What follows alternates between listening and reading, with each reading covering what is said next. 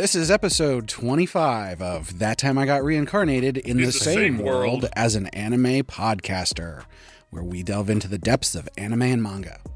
I'm your host, Isekai Sensei Sama, aka Brad, and I'm joined in this weeb cabal by Bento Baggins, aka Ben.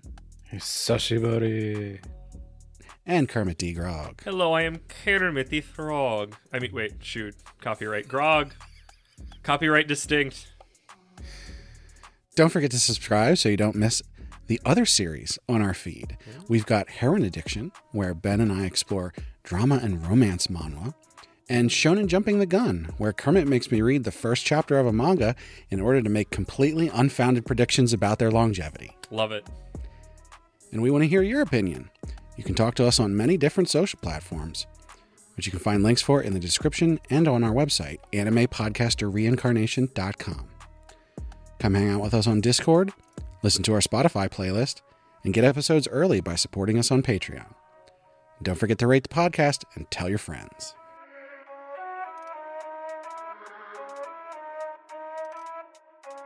Before we get started today, I just got, 3 news items to go over. 3.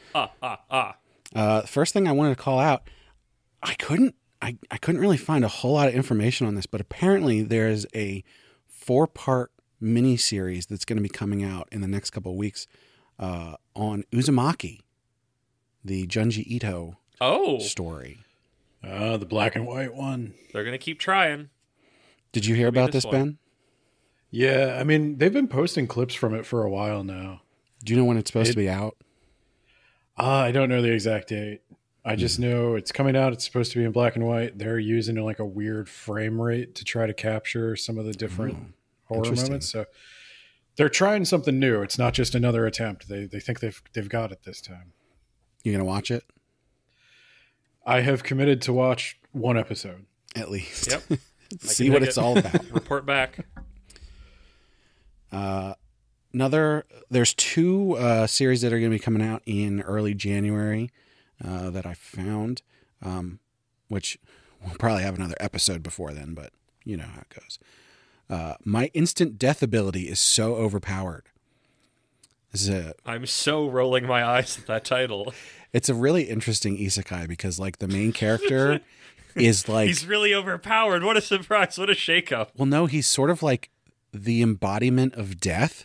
Oh? And like in our world, the Japanese government has him hidden away in this like underground facility. Wait, he's in actual world? And then for whatever reason, they let him go to school. And while he's in school, like his class is taking a trip or something, and their bus gets summoned to another world. And so all his classmates become isekai protagonists, and technically he does too, but also he's the embodiment of death. And is he a child? A teenager, yeah. Okay. Yeah, I guess, yeah. It's an interesting premise because he's trying to like train his instant death ability to the point where he can like kill specific things so he doesn't have to just murder somebody as soon as they try to attack him. And like he's able to kill inanimate objects. Like he can break a sword. Okay. You know, and stuff like it's weird, but it's interesting. So I think it might be worth checking out. The isekais are mutating. And then a one for the Otome Isekai crowd. 7th Time Loop. The villainous enjoys a carefree life. It's a pretty good series. I don't know. I like all those villainous ones. So, you know, what more is there to say about it than the title? And one more thing to cover that's not necessarily a news item. But we have some Patreon updates. Someone specific, who knows who they are, requested the theme music from the podcast. So I put up all of those, the full songs, up on the Patreon. There's a collection up there. So all our patrons can go check that out. And we want to know what people want from the Patreon. Rena had some good suggestions, but they're all things that would require more than one of our patrons to like want that. So we want to hear what other people want. Yeah. A hangout stream, or Q&A episodes, Patreon exclusive Q&A episodes, or something like that. I'll also take suggestions for Shonen Jumping the Gun. Yeah. So even if you're not a Patreon, let us know what it would take for you to become a patron. So we will jump through any hoops you deem required. Easily bribable. For your patronage. Easily bribed.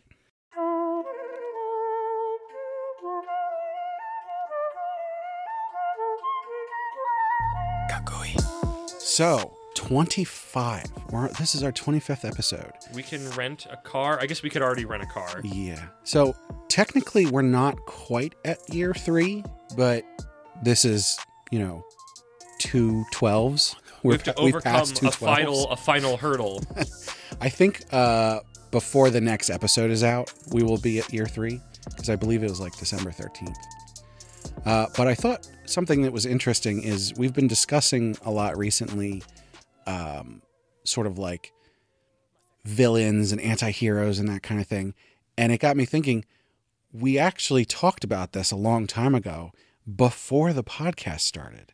If anybody's familiar, there's some Pop Culture Talk Zone episodes out there on the feed. One of which, and it might have been the first one, is about villains and anti-heroes. And so I thought we might revisit that. Yes, more straightforwardly, actually. Yeah, of year 3. Is my intention, is that I think something that makes anime and manga so special are the villains and how they are, the myriad forms they come in and how they are dealt with. So I wanted to dive into those characters, those tropes of like, what makes them work? And I feel like what we do a lot in this podcast, it's like, do we have these things in like Western media? Like, am I just not seeing the comparisons? But I want to start with, I think, a classic of manga and anime, which is the rival. Maybe villain isn't always the right word. Maybe antagonist. Yeah. Yeah, there's a spectrum there, because you have like at the evil end of the spectrum, you have this person is doing something for their own gain that is hurting other people. And then on the opposite side, it's like, this is another good guy that for whatever reason is against our protagonist. And I think, the rival fits very neatly into there. Especially you look at someone like Bakugo from My Hero, where it's like he's this generation's big rival. You're a dick. What are you doing? Like, you're a hero. You save people, but also you're a dick. But he kind of gets left in the dust. I feel like, I guess that happens with a lot of rival series I'm thinking of, where the rival's there is supposed to be the initial kind of speed bump to show like, oh, you don't have it yet, you're gonna have to work harder to get at me. And at some point in a lot of series I've read, they get overcome, but they're this constant presence, I think, in a lot of really great stuff that like, hey, I'm not the bad guy, I'm not who you're gonna fight at the end, but I'm constantly gonna be here to make you know I'm working very hard and I gotta keep you on your toes. A Vegeta, which kind of goes into another trope we'll get into later, I feel like is that to Goku. It's like, you can't rest on your laurels because I am gunning for you or your position or your spot.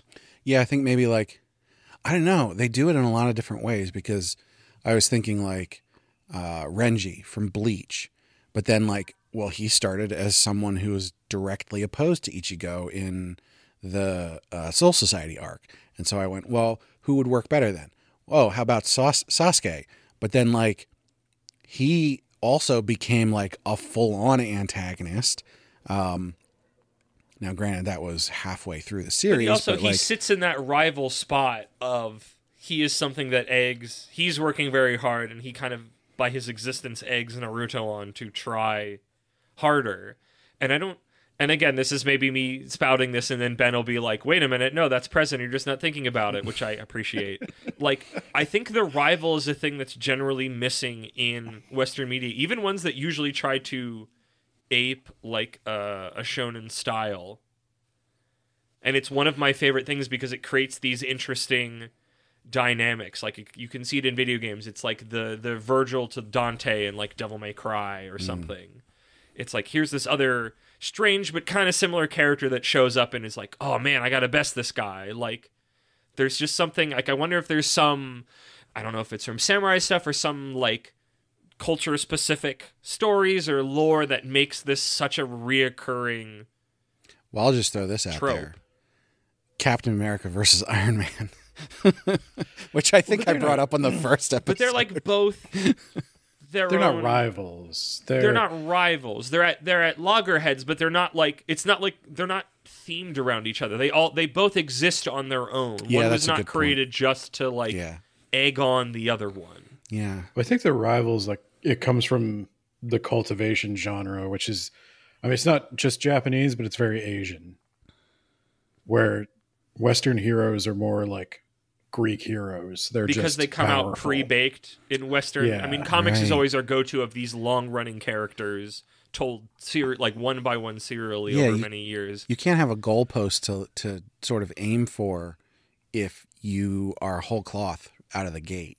Yeah, there's no like Spider-Man has he has his set of villains, but he does not have there's no rival Spider-Man that was Right. made just to cause him He to doesn't. be He at doesn't odds. train to be Spider-Man. He just is Spider-Man. Correct. He gets bit by a radioactive spider, and he's Spider-Man. And he's done. We've talked about that before. I don't know if that's its own episode of just that whole idea of just like how much the joy of the shonen for me and I think others is that sense of growth, and that American heroes, Western heroes are generally just like, okay, you're ready. You had your origin story, and now you're fully equipped. I wonder why Nobody's reaching an awakened state. Spider-Man never got awakened and then achieved new spider powers. He just has moving forward in the way that it's like, oh, Luffy figures out Gear 2 hundreds and hundreds of chapters into his series, and now he just always has that. It's I mean, if you think about like the Miles Morales Spider-Man and like the original the first Spider-Verse movie, where it's like, well, he gets the powers right away and he has to learn how to use them, He has but to he have doesn't his origin story. but he doesn't like get stronger He's not in going them. He's not going to be any stronger than what he is if he trains. Right. That's a difference. And again, I think it's the cultivation thing that came from Asia. It exists in the West now, but it's very much inspired by all of that. Like the whole progression genre is what it's called in the West, but it's basically cultivation from. I wonder why From that all never the What births the rival out of that? Is it just like, oh, you can have somebody nearby who's not a direct threat, but it is a constant impetuous to the hero to get moving, so it's like this person can be present without it being like active conflict in the moment, but it constantly reminds you of where you want to go towards. In the West, I think the closest thing we would have is sports, where the bar keeps getting pushed. Like the home run record gets broken, and then you got to break it again.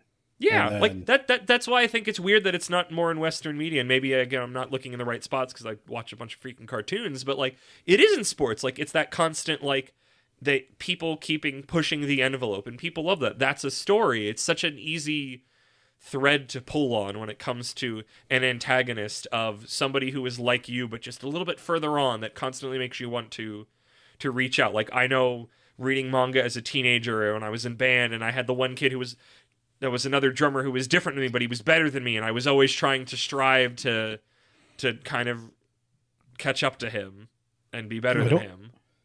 I don't want to go like too heady with it, but I think there's something like in the underlying, I don't know, moralities of the cultures where it's like in the West, you have like a Christian base where you're sinners, there's outside evil, there's outside good, you look to be saved. In the East, you're living multiple lives with each iteration, you're trying to do a little better. And that the Buddhist concept of like self-improvement, self-study, always like, you're not going to get it in this life. But we did touch on that Most a little likely. bit, where that sort of this idea of you have a power just out of the gate started with like Greek mythology. You are complete. Now go fight evil. And and Christianity got a lot of influence from Greek. well, that's a good There you point. go. Buddhism, concept of reincarnation. You love that. It's in our podcast title. Well, I was going to ask you, that's if we're talking of iterative. Somebody's one iteration ahead of you, and you want to strive for that. It does seem strange, though, that there's like, I mean, I'm sure it comes from, you know, the myths and legends and literature of the various cultures, and a lot of that stems from the religions of those cultures. But it does seem strange that there's like this delineation between these two cultural pillars of the West versus the East, that in the West, the concept of instant gratification almost. No, but I feel like I don't think, like, it's like what Ben said. A lot of these are born of, like, Greek and then Christian things, and I think that's, like, I mean, not to say that people haven't always been on instant gratification, but I don't think we can connect those things like that. I think that's just, like... So I'm going to tie this together for you. Because I was going to ask, when you mentioned doing villains, the first thing I was going to ask was, isekai, they often don't have a strong villain. They often have a very generic demon lord, which is based mostly on Tolkien, which is an outside evil. And the heroes in the West, like, and I hate to say the West because there's all the baggage that comes with that, but yeah, the those heroes, it's all about sacrifice and choice. Yeah, like Frodo is never going to be Deku from My Hero Academia. That's not why he's a hero. Mm-hmm. He's a hero because he sacrificed and made a choice to, like, give everything he had for other people, even if he didn't get anything in return. Yeah. And Isekai's clean that up, so they had to not sacrifice at all because they were so powerful. But Isekais still use the concept of, like, outside evil. Like, even Frieren. Even the demons in Frieren are just evil because they're evil. There's no complicated morality there. Well, I find refreshing now that everything's gotten so gray all the time. I think that almost boils it down a little too much, and not to go into, like, heavy spoilers with Frieren. Let's not. But, like, that's not strictly what's going on with the demons. But for the purposes of this conversation, that's fine. It's with isekai in general, though. I think a lot of times they sort of try and do sacrifice in this life turns into power in the next, which I think is sort of karmic. And still, it's always karmic. That's why Truxan exists. It's that you saved somebody else from death, but you died. Ergo, you get a benefit. We are getting off the path of talking about villains right now. Well, I think it's important to sort of figure out. I guess you need the hero to. Where those the power and growth structures come from to see the side by side with a rival, which a lot of times a villain is a rival just in sort of an opposite morality, as opposed to a rival you're side by side with. I mean, that's what I think the true rival than a villain or an antagonist. Yeah. But I feel like you could also get one I wanted to really bring up with this, which I don't think either of you have read Hunter x Hunter much, but Hisoka, the clown guy, is sort of this Gon, the main character's rival throughout all of Hunter x Hunter, but he is also like an actual bad guy who just happens to be in the same Hunter Society, who's like doing all this stuff, but he is always seemingly steps ahead of Gon, so he constantly is this, like, it's a measuring stick. It's this constantly present measuring stick. Sometimes they're a lot nicer nearby. Also, sometimes it depends on the stakes of the world. Sometimes you get, like, when I read, like, Daigo Fire Company M, there's, like, his rival is, like, this guy that's on the, like, rescue squad, that he's constantly like, I need to be better than that guy. I don't even care those dumb orange jacketed rescue guys, but I need to be, even as a firefighter, I need to be better than that jerk. And that is what drives him forward to be better. A singular person, a thing that has a face that you can have feelings about, that drives our heroes forward. So some of this I also want to do is, like, how do you feel about rivals? Like, I clearly, like, I like them a lot. I wish they were present in more things. I'm somebody who pushes themselves really hard, and having somebody else who is like, oh, you're better than me at this drives me forward. If you can have that sort of weird camaraderie that you are egging each other on. Yeah, I mean, I wouldn't say I'm, like, particularly enamored with anything like that. I like the variety of different stories, and so, like, if everything's got a rival, it's like, well, this is the same thing again. But there's definitely, I think it's a good literary device in a lot of situations. And especially just overall, the idea of having a story that is about someone's growth in some way, whether they're shooting for a specific goal or just general growth, having a goalpost in the form of someone you're alongside of, be that a villain or a rival. Having a goalpost that is not the end. Like Right. it is very specifically outside of the, not necessarily outside, but like generally like not on the plotted course of where we are headed. Which I guess is sort of a difference between a rival and a villain a lot of times. Yeah. There's 'Cause plenty it's like of villains. someday Luffy's going to fight Cody or whatever the heck his name. Kobe. And like, is it going to be important to the story? No, but am I really interested in it happening? Yes, because it's been built up all this time. We've seen both of their growth. One of them kind of outclasses the other, but that's not what it's about.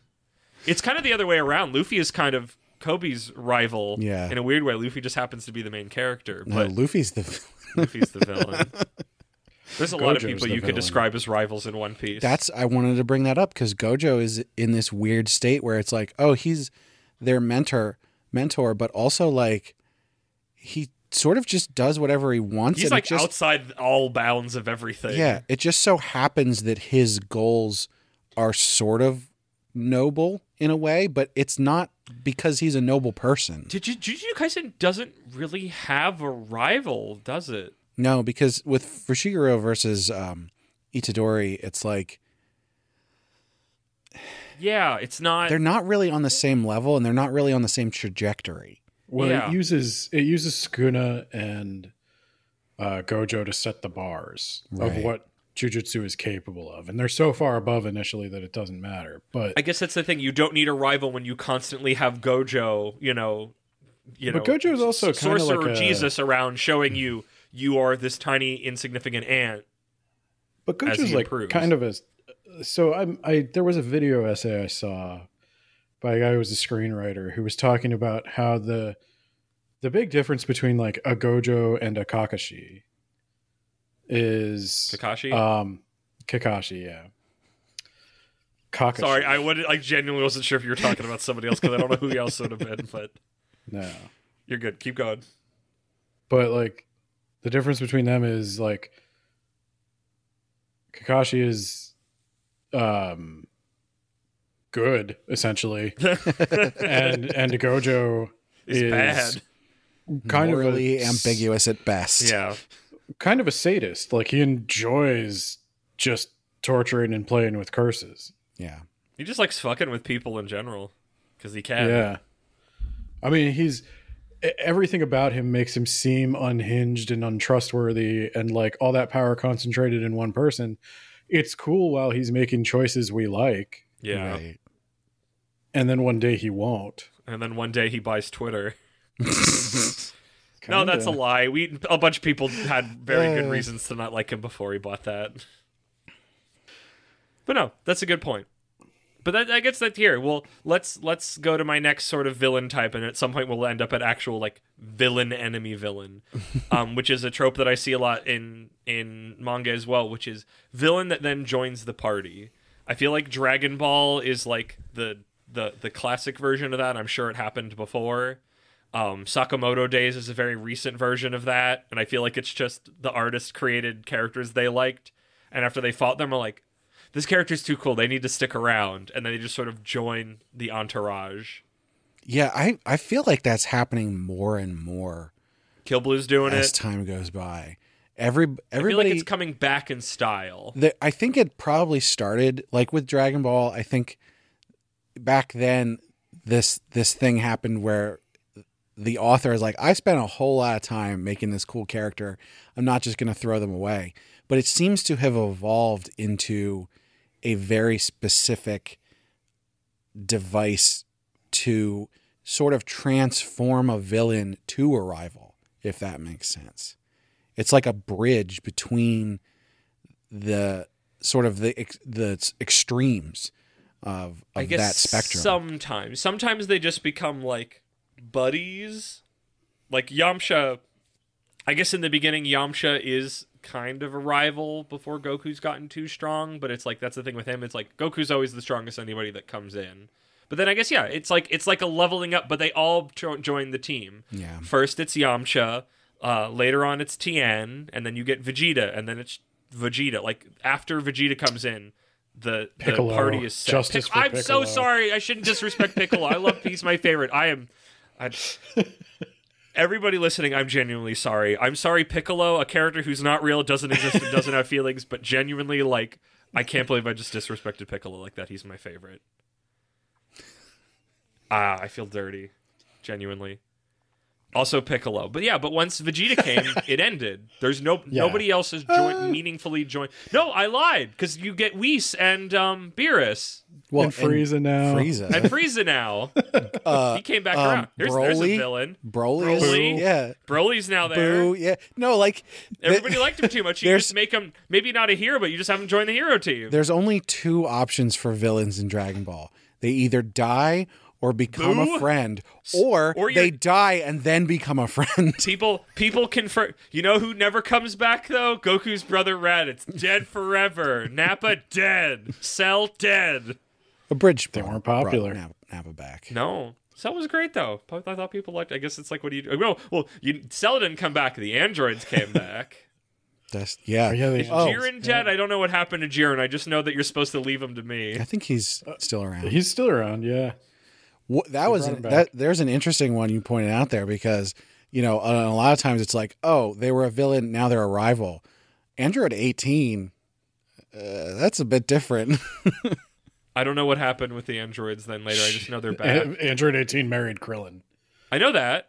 Oh, that's what you mean. Sorry, I never remember which one's the brother and which one's the sister because I know the brother is back and fighting now. 17's the brother. But yeah, it's like these are characters they spent a long time designing that we've spent a lot of time with, and to just throw them away would be silly. But it's so interesting that they become a good guys. They joined the good team. I guess that's what I've been continually going with. They're not just like because I feel like so many other times with like when we go to like superhero comic stuff, it's like they join. It's it's your rival of villain. You're not rival. Shoot. Why can't I think of the word of like when they describe Batman's set of villains? They always cadre. What? No, it's your villains gallery. Yeah, there you Rogues go. gallery. Rogues gallery. Cadre is what? No, but Rogues gallery was the thing they always say with that. Like the Joker came back and is in that set, and if they're lame, they don't come back into rotation. But I guess that's also just the way that superhero comics exist with these characters, is that even though they're long running, there's not singular continuity. A cadre is a small group of people specially trained for a particular purpose Brad, or profession. I know. I'm not saying your word was the wrongest. It just wasn't what I was looking for. I wanted a hammer, and you handed me a screwdriver, which I could use as a hammer, but I wanted an actual hammer. That's a good word. It's a good word. I love... You know me. I love having words for groups of people. That's why we're the Weeb Cabal. Cadre is adjacent to Cabal. Cabal. Less evil, I would say. Maybe. Cabal I always think is very evil, but that might just because the Mortal Kombat character named Cabal is like a weird blade man. But no, like, I'm trying to think of like other things that do that in that. Because it's only certain series will do the like, I've made this weird, wacky character. Now they're going to stick around. It's obviously popular because there's a whole bunch of series that do it, and they are very long-running series. The Naruto and Bleach and Dragon Ball and like all these recent ones with, like you said, Sakamoto Days and Kill Blue. Like, it's a thing that happens a whole lot. So it's obviously a popular trope. Because those characters are popular. And is that what... Because I think it's the thing, like, comics could kind of have that, and I think that's why we can see it mimicked in, like, superheroes and Western comics, but it's like, you're putting out a chapter a week. Right. So, maybe there's a backlog of 2 or 3 chapters, maybe with the releases. I don't know, especially how it was then and how it is now. I have no idea. But, like, you can hear buzz, however many chapters it takes to fight this character, you can hear buzz of, like, oh, people like this character. I'll keep them around, or people aren't feeling strong about this one. And dead. Like, you don't usually have that immediacy as a story in flight and still moving. It's not like, oh, a movie went by, a season of television went by, that we can like move things around so minutely that we can just go, yeah, let's keep them around. Like usually it's like with the TV thing like that turnaround time is a lot slower.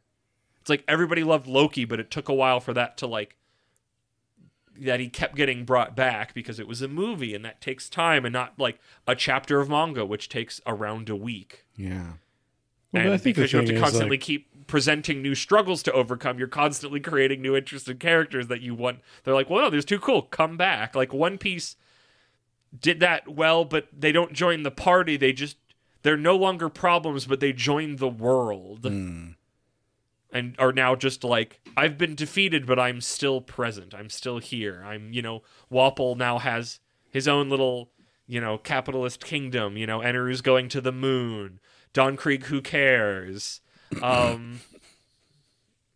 There's others I can't think of off the top of the dome right now. But like, freaking all of CP9, because I just read Water 7 again. Like, these things come back around. These characters are popular enough. And especially shonen stuff, especially for battlers, is very character focused. So it makes sense that I think for that they come back in a way that a lot of other media doesn't do that. Nothing? No strong thoughts? I guess Ben didn't have anything to say. You started to say no. I was just going to say that, like, the villain is usually the more interesting character than the hero. Like, the villain gets the best song, the villain has the motivation.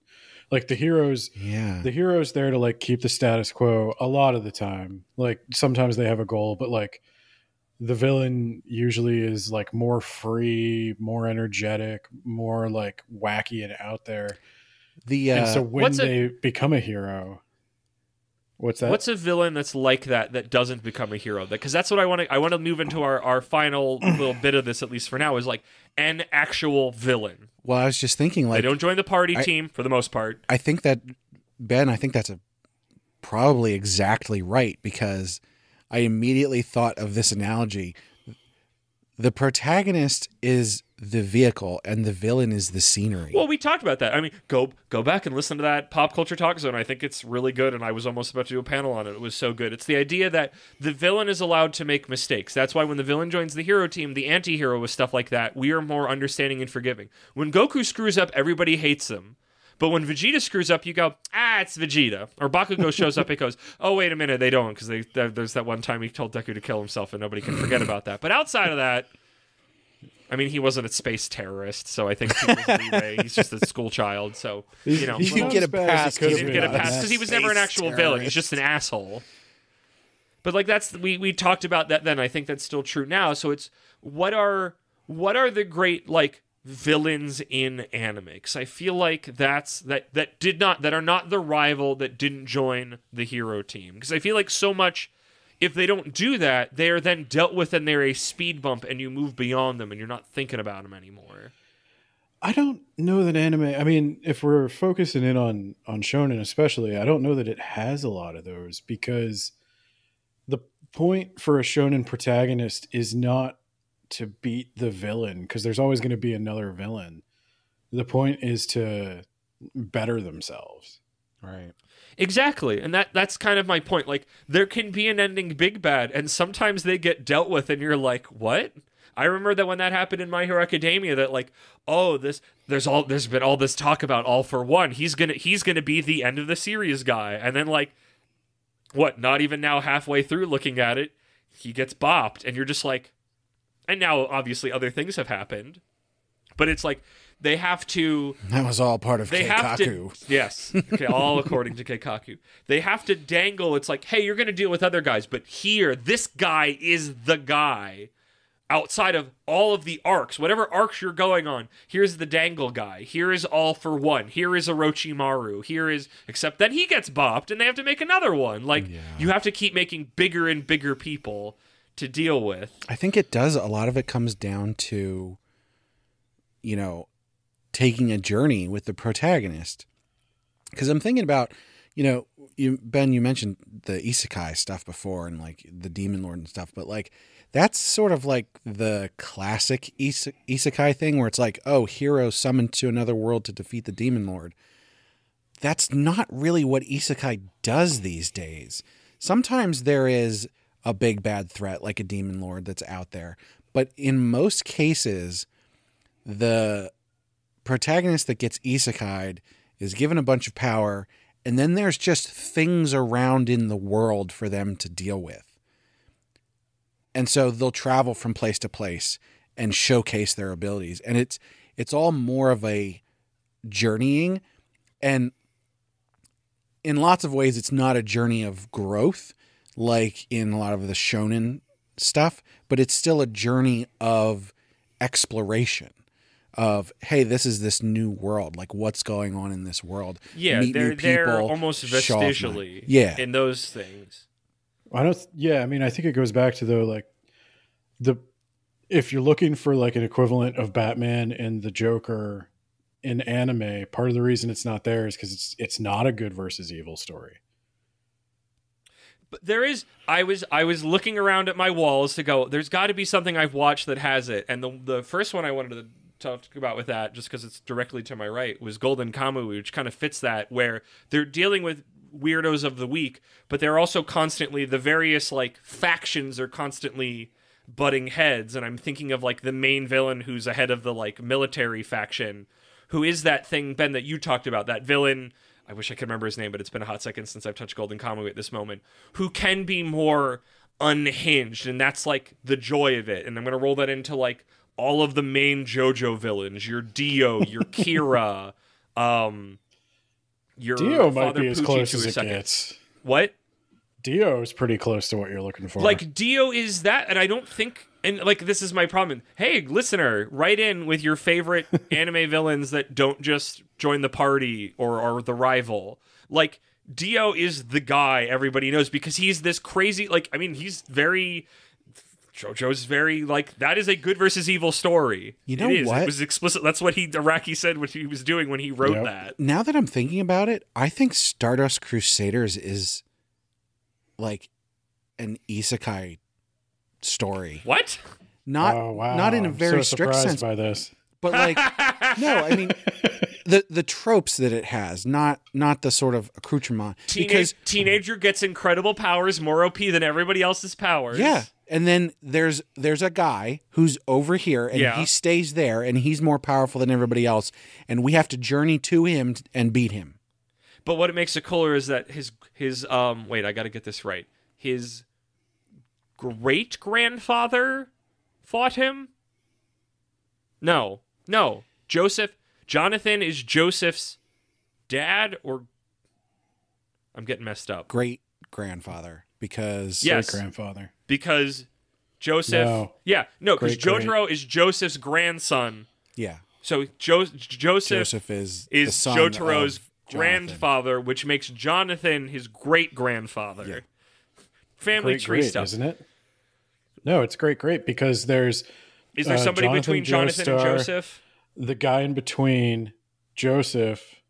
There was like a Georgie Joestar. Oh yeah, you're right. So there's like a George or something. George is Jonathan's dad. Yeah. No. I think there's another one in the middle because there's like the. Oh, that's right. Because what's her name is Joseph's mom. Yeah. Yeah. The Haman lady. Anyway, so it would only be Josuke's grandfather. Each part of JoJo's Bizarre Adventure is like a different kind of story. But the villains are like, I feel like when I'm thinking about villains, they're the standout because they are the problem creating so many of the struggles for the protagonists throughout the entire thing, and then they fight at the end and they deal with it, and then the part is over. Like, I know Dio comes back, but like 1 is a complete part, 2 is a complete part. Yeah. Like they're so different than, even though it's technically long running and there's a lot of concepts and even sometimes characters that follow through, it allows them to go, here is the big bad of the series. We have to constantly butt heads and then we defeat them and move on. And anime, usually it's like, because they have to keep moving, those villains become speed bumps and you move on. But because you get, when you have good and evil, when you can get Dio just chewing the scene and kicking dogs and putting them into furnaces and drinking people and just fucking with Jonathan and kissing his girlfriend just because he can. and sticking his finger up his nose or whatever that scene was. I don't remember. I only remember the meme version that I have an image of. I think there's a. I think they're different. I think the you JoJo touched villains on are something. outliers. They're more akin to like the classic villains we think about, like a Joker or like a freaking Hannibal Lecter or something. But you touched on something. I think, and this is sort of like an overall villains in general kind of thing, is that you have to have a villain or something akin to a villain, or else you just have a slice of life story. Yeah, well, yeah, because a villain can create challenges, conflict. But so many, like in Western stuff, is like they are the conflict at the end. They're not just one amongst a series of conflicts, unless it's like, oh, we've made another chapter or part of this, but maybe they'll come back. I lost my train of thought. It's so interesting, though. But like, it's this people. One of the first thoughts I had when I thought of this idea is that thing with like, who are the Punisher's rivals? I don't know. Or his rogues gallery. I don't know. They're dead. Yeah. Like, the Punisher is living the anime manga lifestyle. Oh, what's your villain? Speed bumps. I kill them. I take them out. I think that's why at some point they were like, yeah, Batman doesn't kill. Because like, if Batman killed, we'd run out of villains. They keep writing Punisher stuff. He keeps killing people. But all the Punisher villains are like mafia and like gangs and stuff. He technically has a couple that will like show back up within other tellings of it, like a Bullseye or what's his name? He's got like a weird organic penis. But Bullseye is a Daredevil villain. He shows up. So the Punisher, I don't know what to tell you. The Punisher is a Daredevil villain. I mean, also the Punisher, that's the difference. The Punisher is an anti-hero, which makes sense. That's why he kills people. He has to borrow villains from other heroes. Yeah, and then he can't fully because kill them he's because killed all of his own. Like, Light Yagami in Death Note is the villain, and the police are his antagonists. I just want to say in this moment, to quote a thing, is that Punisher is the biggest fan of Death Note. Yeah, it's like, oh, if I had that, it'd be so much easier. Yeah. Hey, he wouldn't use it, though. What's your name? He'd still write down Punisher shoots this guy. Yeah. So he could still do it himself. Yeah. I've guaranteed that it'll happen. Giant freaking Shinigami. Is there a K in there somewhere? Shinigami poster right on the wall. Freaking loves Death Note. What is Shikigami? Isn't that a thing? That's something else, I think. But I know what you're talking about. Shikigami is a different thing. Yeah. Shinigami is the Grim Reaper. Shin Megami Tensei. I'm going to jump to Persona. Persona has a series of villains that you just overcome and that I don't think about anymore. They're mostly just a boss fight can be a pain, and that's why I remember them. Like, they're not as... Jokers in anime and manga are less around unless they become a hero, unless they join the hero team. They get moved on from. But to have a Joker, you need to have a Batman. Yeah, but you can have... I would call... Or like I would call Goku a Superman, but it's like every time he beats up Superman villains that I don't know very well, they just join the Justice League. What if the Justice League were all the people that Superman beat up? That's Dragon Ball. The problem is Goku doesn't really give a fuck about justice or anything. Like the true. The Joker's whole thing is chaos, but like Goku's a little chaotic himself. Like as long as the Joker's giving him a good fight, Goku's not going to kill him no matter how many people the Joker kills. And that's his reason for not killing him. Maybe that's it's generally not a fight about good and evil. It isn't JoJo, and that's why JoJo's villains stand out more to us. There is a thing that happens though in Western superhero stories where the hero has to team up with their villain. Yeah, I think that happened later because they kept coming around and they're popular because of Hi, again, listen to our Pop Culture Talk Zone episode. I'll probably do that then after recording this. But they do it differently because whenever there's like a team up of like the villain and the hero in like Western comics or whatever, it's only for a specific time because there's a greater threat that they have to go against. It's strange bedfellows. Right. And then when it's over, they go back to fighting each other. There's never a like, oh, I'm actually good now kind of thing. Has that happened in... Like, kind of, but never, like, full-on villains. Like, I can think of, like, One Piece moments where, like, some of the worst generation has to team up by virtue of there being, like, an even bigger bad. But it's never, like, never, like, two people who are generally at odds have to team up to do it. Maybe that's just I don't remember very well, or I haven't read the thing that does that. But like, you're right, that's not really a thing that happens as much. Well, it happens, but this is the dark side. I mean, this is part of the reason why I like manga and I started to choose manga over Western comics is because if you read Western comics, like if you read Batman today and you read Batman 50 years from now, he's still going to be fighting the Joker. And that does eventually get old. But one of the things that attracted me to manga was it's not this big thing owned by a corporation that hires staff writers to fill it out. It's one guy's story and things move on. So like the consequence of Goku and Piccolo teaming up to beat Raditz is they have now worked together at least once before, and it complicates their relationship. Oh my gosh, you're right. And Raditz is dead forever. Sometimes that's not true, but more times than Western comics, characters are dead and gone. And we have to reset the universe to bring them back. Yeah. Or something where we have to deal with that. You can't... There was the death of Superman. He got better. Mm-hmm. Oh, no, I can't. Every X-Men has been dead. I don't know how many times. Yeah, I used to be a huge maybe that's X-Men what makes fan. the villain thing is because there is a fight. They have to be they have to be dealt with, or they join polite society. Assimilate or die. Well, it has to. Shonen end protagonist chief gentrifiers. You don't. We gentrify evil. No, but yeah, they don't. I don't know. They the thing I like about manga is that it tends to end. Yeah, but that makes it interesting that villains, and like I said, let's like there's not like you don't see a bunch of them on shirts in the way that you see like a Joker or all the like our horror villains or something. That's because they're people, not archetypes. Like the Joker is always going to be the Joker. He's never going to change. He's not a person. And a villain can be interesting, but not that you'd put them. An anime villain would put them on a shirt, like a villain that ended up being not a villain but was a villain and was the thing that everybody said was great, and then it was great was the Chimera Ant arc in Hunter x Hunter. And there's like the main guy who was the king, who like was the most freaking compelling villain I've ever seen, and then he just kind of deals with himself or whatever. But like he's not somebody that like everybody's clamoring for this. Like it's not very. Anime villains, because they are dealt with, are not very like long-term like capitalism characters. People don't like, the masses do not clamor for them. Nobody's talking about like Zabuza and Haku anymore unless they're freaking old like me and have nostalgia, or as I've recently learned to turn it, it was part of my backstory. Instead of saying nostalgia, you say backstory, and it makes it have such a different vibe. So I'm playing around with that. Because I saw that in my backstory, I have a connection to it, but by and large, we've moved on from it. I feel like Hot Topic will still sell like a Ryuk t-shirt or a Death Note t-shirt. Yeah.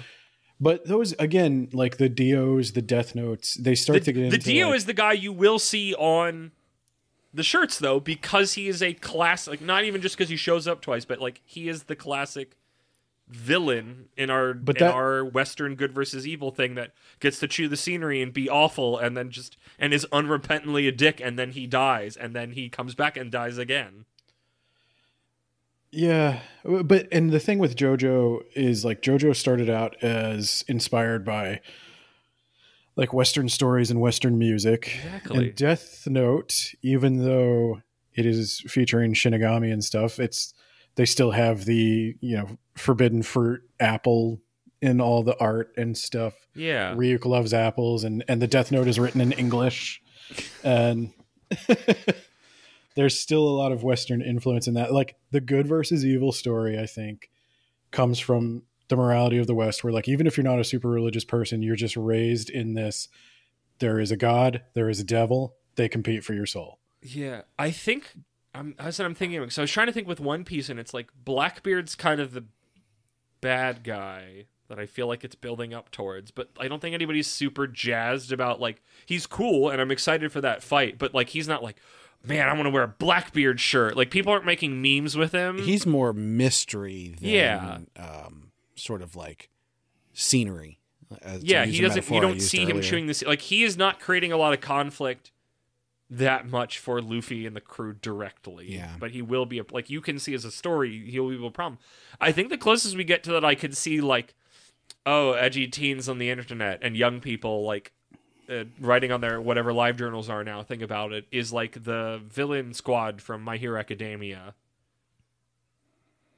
But that's like the one main thing I can think of. Where, like, here's a bunch of villains. Like, they are reoccurring. They keep showing up through all of the arcs. I think, they kind of change, but not a ton.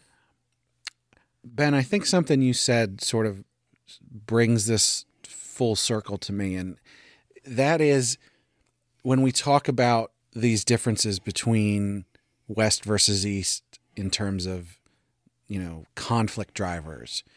In the West, you have the good versus evil, and in the East, it's more growth-centered. And I feel like perhaps, people in our generation and the newer generations are gravitating a lot towards those Eastern-centric stories is because we're rejecting the notion that everything is just black and white, good versus evil. Progression works better when you know the world is gray. Yeah. I'm biased, but that's part of the reason I'm attracted to it. It's part of the reason I learned Japanese. I got half a dozen books on Buddhism on my shelf. Like, yeah, I can say I gravitate towards it. And I've left American comics. Basically, like, I've left American superhero comics almost entirely behind. And maybe that means, like, even the popularity of a lot of sort of newer Western villains, when you think about, a Thanos in Infinity War and stuff, and how people are really attracted to that. Maybe a lot of that has to do with the rejection of the black and white and sort of saying, like, he's doing something bad, but his reasons aren't entirely wrong. We're out of time to fully get into this, but my counterpoint to that is, and I have talked about it on this podcast many times, is that when things are always gray, if media can be escapism for you, sometimes media that is black and white can be very satisfying. Yeah. I still love Lord of the Rings. When you make it black and white, when you have a Dio who's just so unrepentantly a monster, when he is finally vanquished, the pursuit of vanquishing him is satisfying. But that's also what makes him memorable. This is why, like, the one I always go to as a recent example of a movie that can do a lot of great things in it was Puss in Boots' Last Witch, where, what's his name? The plum guy. Plum guy. Jack Horner. Oh. Jack Horner is just literally looks at the camera and goes, I'm an unrepentant bad guy with no redeeming qualities. And you know what? Having him be beaten is really satisfying because I don't get that in life. Things like that is my final thing as we tie this knot, is that I think in general for long running things that grayness and progression I think is more compelling. But every so often, because we know now this generation and the next one that the world is not black and white, getting a little taste of it that fits our particular sensibilities is a nice, refreshing little piece of candy. That's my take on villains. I have and to I think say, that's what creates the most memorable villains, is the ones that can be so unrepentantly awful. From my perspective, I have to say that the variety of villains is very important. If everything was the black and white villain, or if everything was the gray villain, I would get exhausted with one or the other. Yep. Having the mix is that's why with the black important. and white, everybody's been gray recently because everybody's getting smarter and more empathetic, which is good. Just pendulum swings back. And let's throw in those Jack Horners every once in a while, and give me a Dio every while. Yeah. Have somebody chew the scenery, make them awful. Ben, you got any closing remarks? Final thoughts. Oh yeah. I mean, sometimes it's good to just be able to hate something and kill it, I guess. Mm-hmm. Yeah, with no consequences. Sometimes you just want to punch a celestial dragon. You just want a solvable problem. Do both. Solve it with my fist. Give me a gray villain, and then give me a black and white villain. In the same series? Yeah. That's the same world. I know I did what in the same world. I know I didn't want to get distracted because we're done with this segment, but like that's what the Puss in Boots Last Wish. He has a very gray villain he has to deal with on top of Jack Horner and One Piece. every new chapter, Otis is like, hey, if you didn't think the world government and specifically the celestial dragons were the most effed up people ever that you should hate, let me give you 7 new giant reasons that why they are just the worst. Well, Villains. to wrap this up, we'll say, jump on our Discord and give us Tell us your favorite anime and manga villains. Tell us why you love them, why you remember them, why they resonate with you, why you hate them. Tell me what you think about religion. Cadre.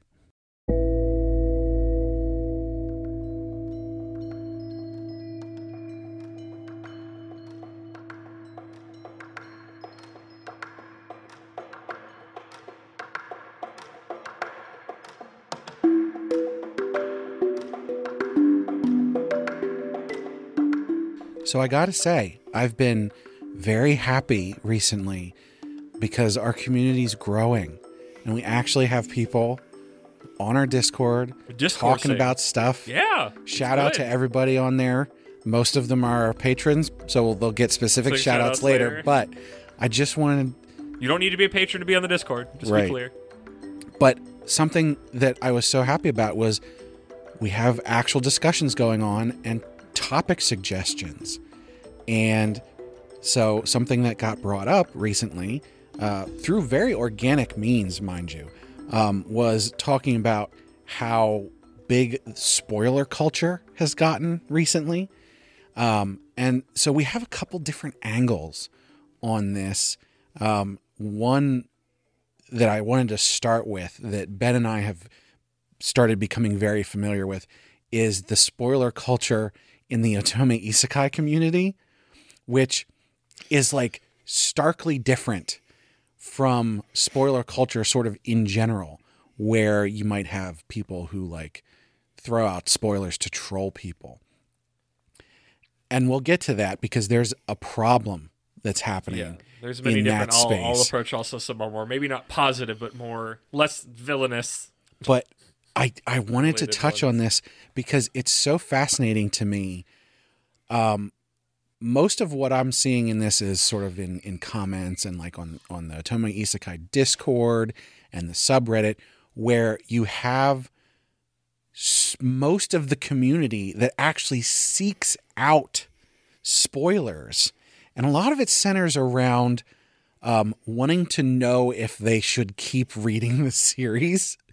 Because a lot of times what will happen is you'll start reading one of these Otome Isekais, and in the first 20 chapters or whatever, it's like, oh, this is pretty compelling. But time and again, and this is not something that I've run into because I read everything to completion, but a lot of these fans of Otome Isekai will get to the end of the story and be very disappointed in how it goes, whether that's like the person who becomes the male lead or the way they wrap up the main conflict of the series or whatever that is. And so now within, 20 chapters or so, you go in the comments and you have all these people like, is he the male lead? Is that who she's going to get together with at the end? Is that person, the central villain of the plot? And will I be disappointed? Yeah. Everybody wants to know like what's going to happen. And it's so interesting to me because I'm doing it too. Now, why are you doing it then, Mr. For me, to completion? So here's the thing. It's like, I don't actually want to know the spoilers, but there's something compelling about going, what's the trajectory on this? And what I find is that actually knowing what's going to happen doesn't spoil the journey. Like just knowing like, oh, this particular person is the male lead doesn't change the fact that I like to watch their relationship grow, It is truly about the journey over the destination. Yeah. Well, yeah, and I was gonna say this was kind of my hot take on spoilers is like, I guess as somebody who spends most of their free time analyzing books and comics and stuff, most stories just aren't original enough for me to care about spoilers. Like that's a good point. There's like obviously I don't want like an Agatha Christie novel spoiled because solving it is the point of reading it. But not every story is structured like that. With a lot of Otome Isekai, and I was joking about this in the Discord, is you could tell by the hair color who's winding up with who. Right. And it's very tropey, but that's the fun of it. You want to see that same thing play out again and again. But do you not want to have like a surprise where it's set up one way to lead you, like it's a red herring to lead you off? Would you not? Isn't that part of the joy of these things to not see them coming? That hardly ever happens, to be perfectly honest. There is something for me where, because of how much I read, a lot of times when I read a spoiler that's, something that will happen in 50 chapters, by the time I get there in 3, 6, 8 months or whatever it is, I have completely forgotten what that spoiler is in the first place. Yeah. See, like my thing is like, there's degrees of spoilers, like, yeah. And the one thing I'll say, like, cultural speaking, I think my attitude towards spoilers, they don't bother me very much. Like, I can go into a story knowing everything that's going to happen and still enjoy it most of the time. Right. There are some times, like, it's very rare where a story catches me so off guard, and being caught off guard was, like, necessary to heighten the emotional impact. In that case, I would not want somebody to give me spoilers. And I think it's important to be respectful of people who don't want spoilers. Yes. Even though I disagree, like that spoilers would ruin this, if they don't want them, don't I don't force think it on ruin anybody. is always the word, but like it can take some of the extra joy and magic out of it. Yeah. That you might have experienced that you will now rob from somebody else. But also, we also live in a world, like, I always think about, like, we grew up just existing in a world that it's like, we knew that Vader was Luke's father. That was just a tautology of the universe. There was no way for us to make it to an age to meaningfully watch that and be surprised by that. So we have just accepted that as a thing. And I feel like there's a lot of long-running series that certain things have come out that we don't even think to be surprised by things because we already know what's going to happen even if we haven't seen it. There's definitely something there. But I think there's something when you're in that moment to have that discovery feeling, that joy. There's a big example I'm going to talk about a little bit later, which I guess in itself is somewhat of a spoiler, but I feel like the internet's leaking all over the place about it, so I feel okay to talk about it. But like the joy of experiencing those, like, oh, I didn't know this happened. In the moment, it's that joy of keeping up with something chapter by chapter. There's no way I can hear murmurs about it. It happened in real time for me. I will say I'm not sure where my whole feelings on spoilers came from, but I do want to point out that I first saw Star Wars when I was like 6 or 7, and I did not know. But was that reveal meaningful to you then? I can't really remember. Exactly. Right. Yeah. That's important. But like the way that I experience I'm basically on the same route that Ben is with this, where it's like, I'm glad I'm here to be a counterpoint. I've never experienced a spoiler and been like, oh no, now what? I didn't want to know that. No, yeah, but that's being like such a pissy baby about like, I don't know. I think there's like a magic to discovery of things that when it's taken from you, it's why when there's like something I'm interested in and people try to describe like, oh, this is what happens in the first 10 minutes. It's like, I do not want to know. I want to go in with my own clean slate to experience this, and knowing things dirties my slate because it gives me information that I would not have otherwise. It's why it's like, it's the thing with like a long running series. It's just, there are certain things you're going to osmosis. So it's like, well, I know this guy's important because people are still drawing art of him that I see online. I don't seek this stuff out. Yeah. I've just osmosis this. This is the joy I have of keeping up with things as they come out because it is hitting me as soon as it happens. I have no means, even if it's not necessarily spoilering, I can't osmosis anything. Right. I get to go in with my own clean slate, and it's not like, wow, this is the most amazing thing in the world, and if I didn't experience like that, it would be like garbage. But I think there's something special to that. There's something meaningful to go in of your own volition, to not go, well, I know this guy has to live because he's in all the other art for later things or something like that. Like, when it's the beginning. I got to experience that with my freaking... Or I'll shut up for a second. Ben, you wanted to cut it. You say something. I'm apologizing. Well, I was going to say there's like an etiquette to it. Like, even though that's my personal philosophy, like, I think it's still rude to, in the comments of the first chapter of a manhwa, reveal everything that happens because you read the novel. Yes, I would say that's very rude. And I think there's a second thing I want to bring up, just like etiquette wise, is because I'm also big in the horror community. Content warnings. There's a whole thing in the horror community about people who don't want spoilers and people who don't want to have like serious mental health crises. Yeah, exactly.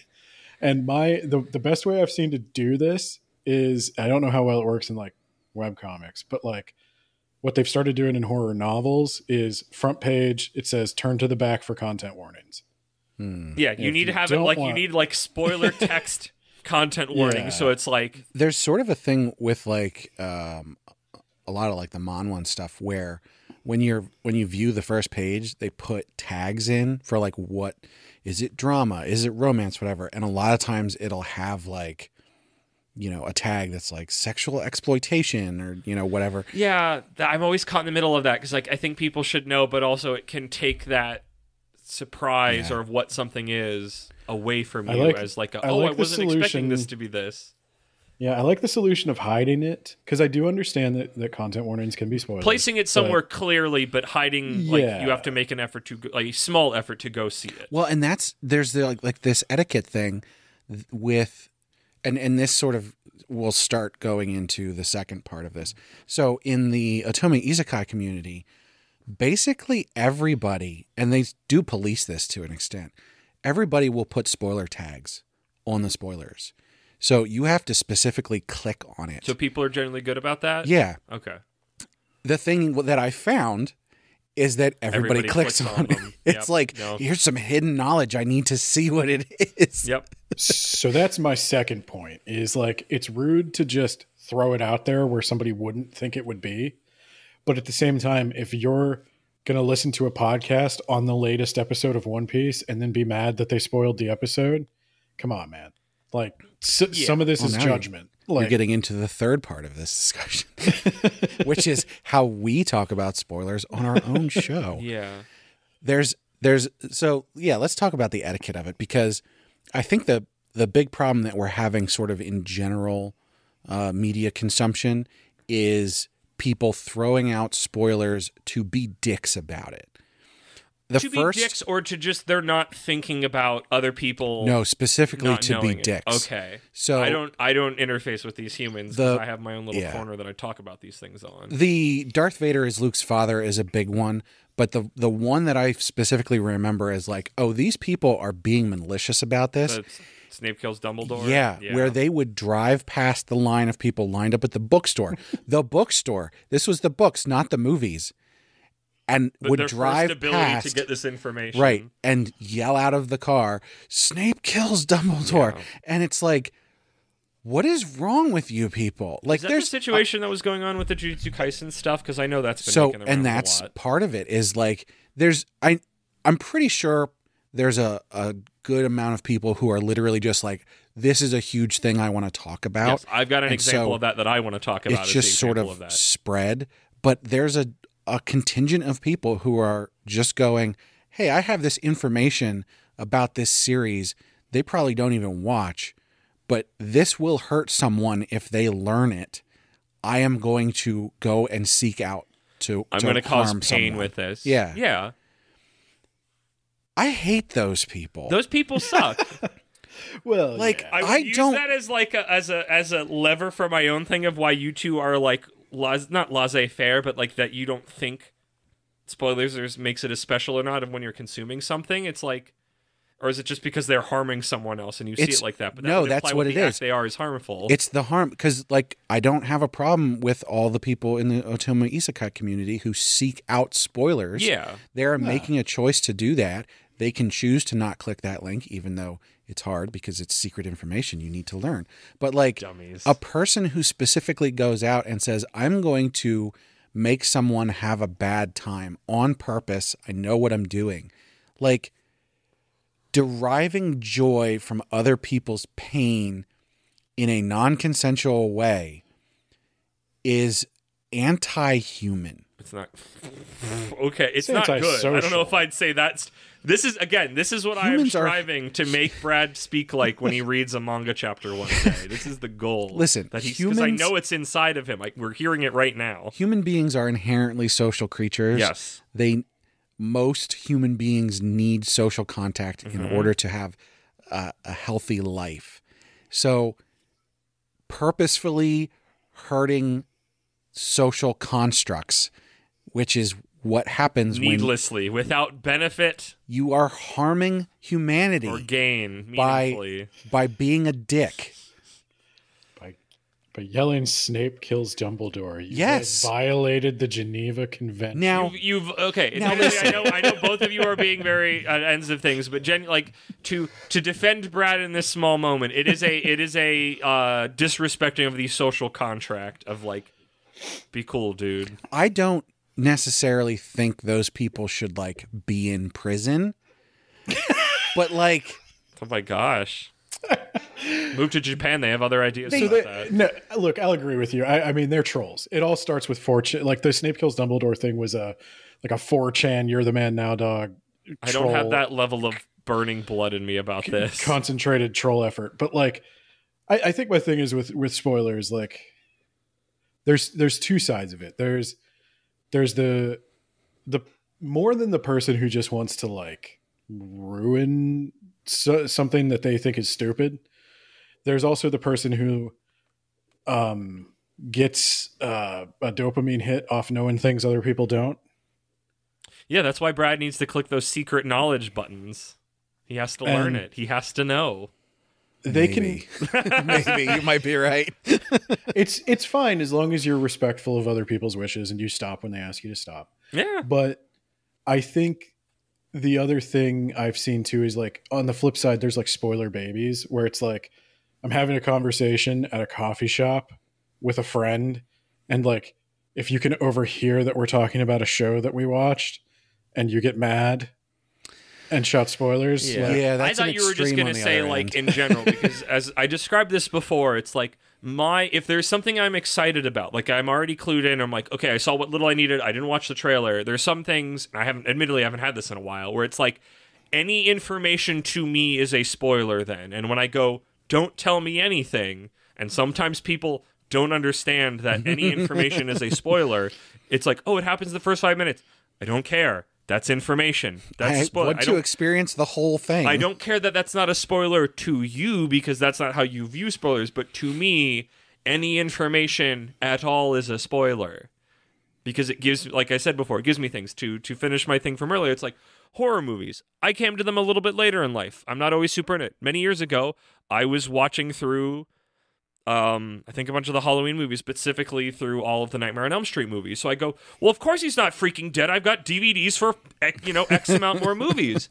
So I finally had my first in movie theater new horror experience, when admittedly we did not know at the time, start of a new Halloween trilogy that came out. I just thought there was one last ride and then it was done. So at the end of the movie, when Michael Myers wasn't dead, I got surprised because I assumed this was the last movie, and it wasn't. They made 2 more, and they're garbage. But that's not the point. But can't ever end series. But that's the authentic Halloween experience you didn't get to have before. Well, no, like, he's not dead, and the sequels are garbage. Like that. This is like a different flavor of spoiler, where it's less like information. It's the osmosis spoiler, and I guess I'm going to go from that to the one where Brad was kind of talking about, where it's like something so big happens that people are buzzing so loudly about that a community that's normally good on it just breaks free and it is uncontainable, which I guess me talking about this will actually lead us into the third point you wanted to make, which is like Luffy going Gear 5 in One Piece was a thing that I saw everywhere after it happened, and then even more places after it happened in the anime. Like, there's merch for it. I have a friend who is obsessed with it and has merch for this thing that happened earlier this year. Like, it's just this is too incredible and crazy a thing to have happened, especially to this such a long-running series as One Piece. It cannot be contained. It will break the bond. People have to talk about it and make art about it and show it everywhere. Like, there's some times where it's just inescapable, and like, it just is now a thing that is about One Piece. Even if you start One Piece and you won't see it for like years of reading, it's just a thing you vaguely understand as something. And I think that... And now that's inescapable. And that's not anybody's fault, and I don't know if that's... The world is a little less magical for it, but it's not like nobody's fault. It's not a problem. Like, I get it. I'm a part of it, you know? And I think that it's a difficult path to walk. So having a podcast where you are talking about media all the time, you're putting that out into the world. But we're not the whole internet. Right. We're individual people's experience with it. You don't osmosis a podcast. You listen to it and you gain that information. You're not like, man, everybody keeps drawing this big fish guy with this One Piece crew. I wonder what's up with that. But so now you just have vague information in the back of your head, like, there's this fish guy that joins the One Piece, the main Luffy's crew, and you just kind of vaguely know that. But then, even when from you the start, first when meet it's going to him, be hundreds of chapters before you meet him. But then, when you first meet him, and then he goes off someplace else, and you're like, "Wait a minute, isn't he the guy that I saw? What's he doing? Where he's going that way?" But instead of just not thinking about it, you're constantly going. You're like, your brain now has a correct picture of what it's supposed to be, and when it's not, all you can think about is, well, no, the picture's not right. He should be over here instead of what the story's supposed to be doing, you know? Yeah. But I think there's some important... It's a different experience. There's an important thing there, like, as people who are putting content out that people are consuming, where, especially when we talk about very specific media that we've consumed, and we go, like, here's what we experienced, and we're talking about things that happened in it, and to sort of go, is this thing that we're talking about enough of a spoiler for the series that we should either talk around it or specifically say, hey, this is a spoiler that you might want to skip if you haven't experienced it yet? I mean, I don't think we do that because I think a lot of the times when we're invoking these things, we're trying to make a point about whatever topic we're talking about. We're not just talking about the series as like a linear thing. We're going, hey, this thing happens in this series, which makes the point I'm making. Here's an example of it that's come to mind. Like, we it's something that we have done from time to time, like especially with, heroin addiction, where we're sort of talking about a whole series. And it's like, I mean, on the one hand, you sort of have, like, going into that as a listener, you sort of have to be like, they're going to talk about how talking this around ends. It would be wasted air. But at the same time, outside you sort of like a little opener bit. I think we have a responsibility to let people know ahead of time that we're going to be doing that. And sometimes we don't. And apologies, as indie podcasters, we're not so great at this sometimes. I mean, I think about even in Shonen Jumping the Gun, where you're not supposed to know anymore, and every so often I go, I can see the future, and it's like, am I already spoiling you? I don't know. I don't know. I'd say I'd be more conscious of it if, like, we Somebody were talking complained. about something that people hadn't had a good opportunity to have already noticed and read. Like, if it came out yesterday, I would be very aware of it. As months and years go by, don't click on a podcast that's talking about it if you haven't read it yet. That's Well, that's for kind of the my heroin addiction stuff. Yeah, I think when when we just invoke things that we have read or watched. Heroin addiction lives in a really weird space in my mind, because on the one hand, we are reviewing something that is, been out for a while. But on the other hand, in a lot of cases, I'm saying, I recommend this series. You should go read it. Sometimes it's not even done being out. That's the weird thing of, most like, of them. these things is that because, 95% of what you talk about has been around for a while, but that last 5% of the last few chapters of, like, and that's just the weirdness of talking about something so week by week serialized. This is where I get into, like, the weirdness with your completionist thing. If I was listening to a podcast to find out if I wanted to read something. When they got to the point where they convinced me, I'd shut it off and go. That's a good point. Yeah, I've done that before, and I wouldn't. Yeah, you would. Yeah, because you have to complete it. Exactly. I'm going to say this phrase. I was going to say it earlier about you describing the Tome Isekai thing, and I've described about you, and I just really want to say it about on the podcast is the descriptor of a glutton who would not be satisfied with all the riches of heaven. I just wanted to make sure that got recorded and put out into the world at some point. I guess there's a lot of this that comes down to sort of like an individual needs to understand their own relationship with spoilers, and short of the trolls who are purposefully hurting other people, like when you consume something like heroin addiction, or you read something on a review online or whatever, like you need to be aware of what's going on. And if you have an adverse reaction for spoilers, you are responsible for shutting that off. You're responsible for not clicking that spoiler tag. Are we coming to a tried and true shoot? I want to say our podcast in the acronym form that now that I've learned it. What is it? Titty grip swap. Titty grip swap. Titty grip swap.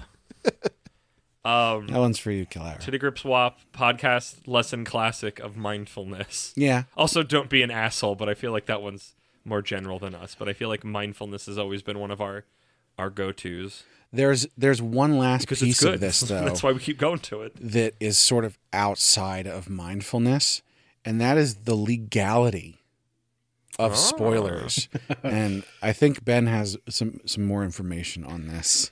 Yeah. Okay, so this was just one thing I wanted to touch on, because it's funny, and I just don't think a lot of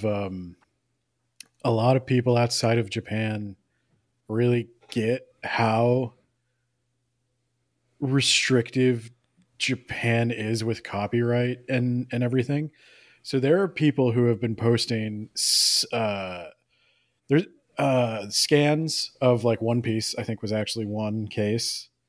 And there were people who posted full reviews of visual novel games, Steins Gate, and full reaction review type stuff of Spy Family.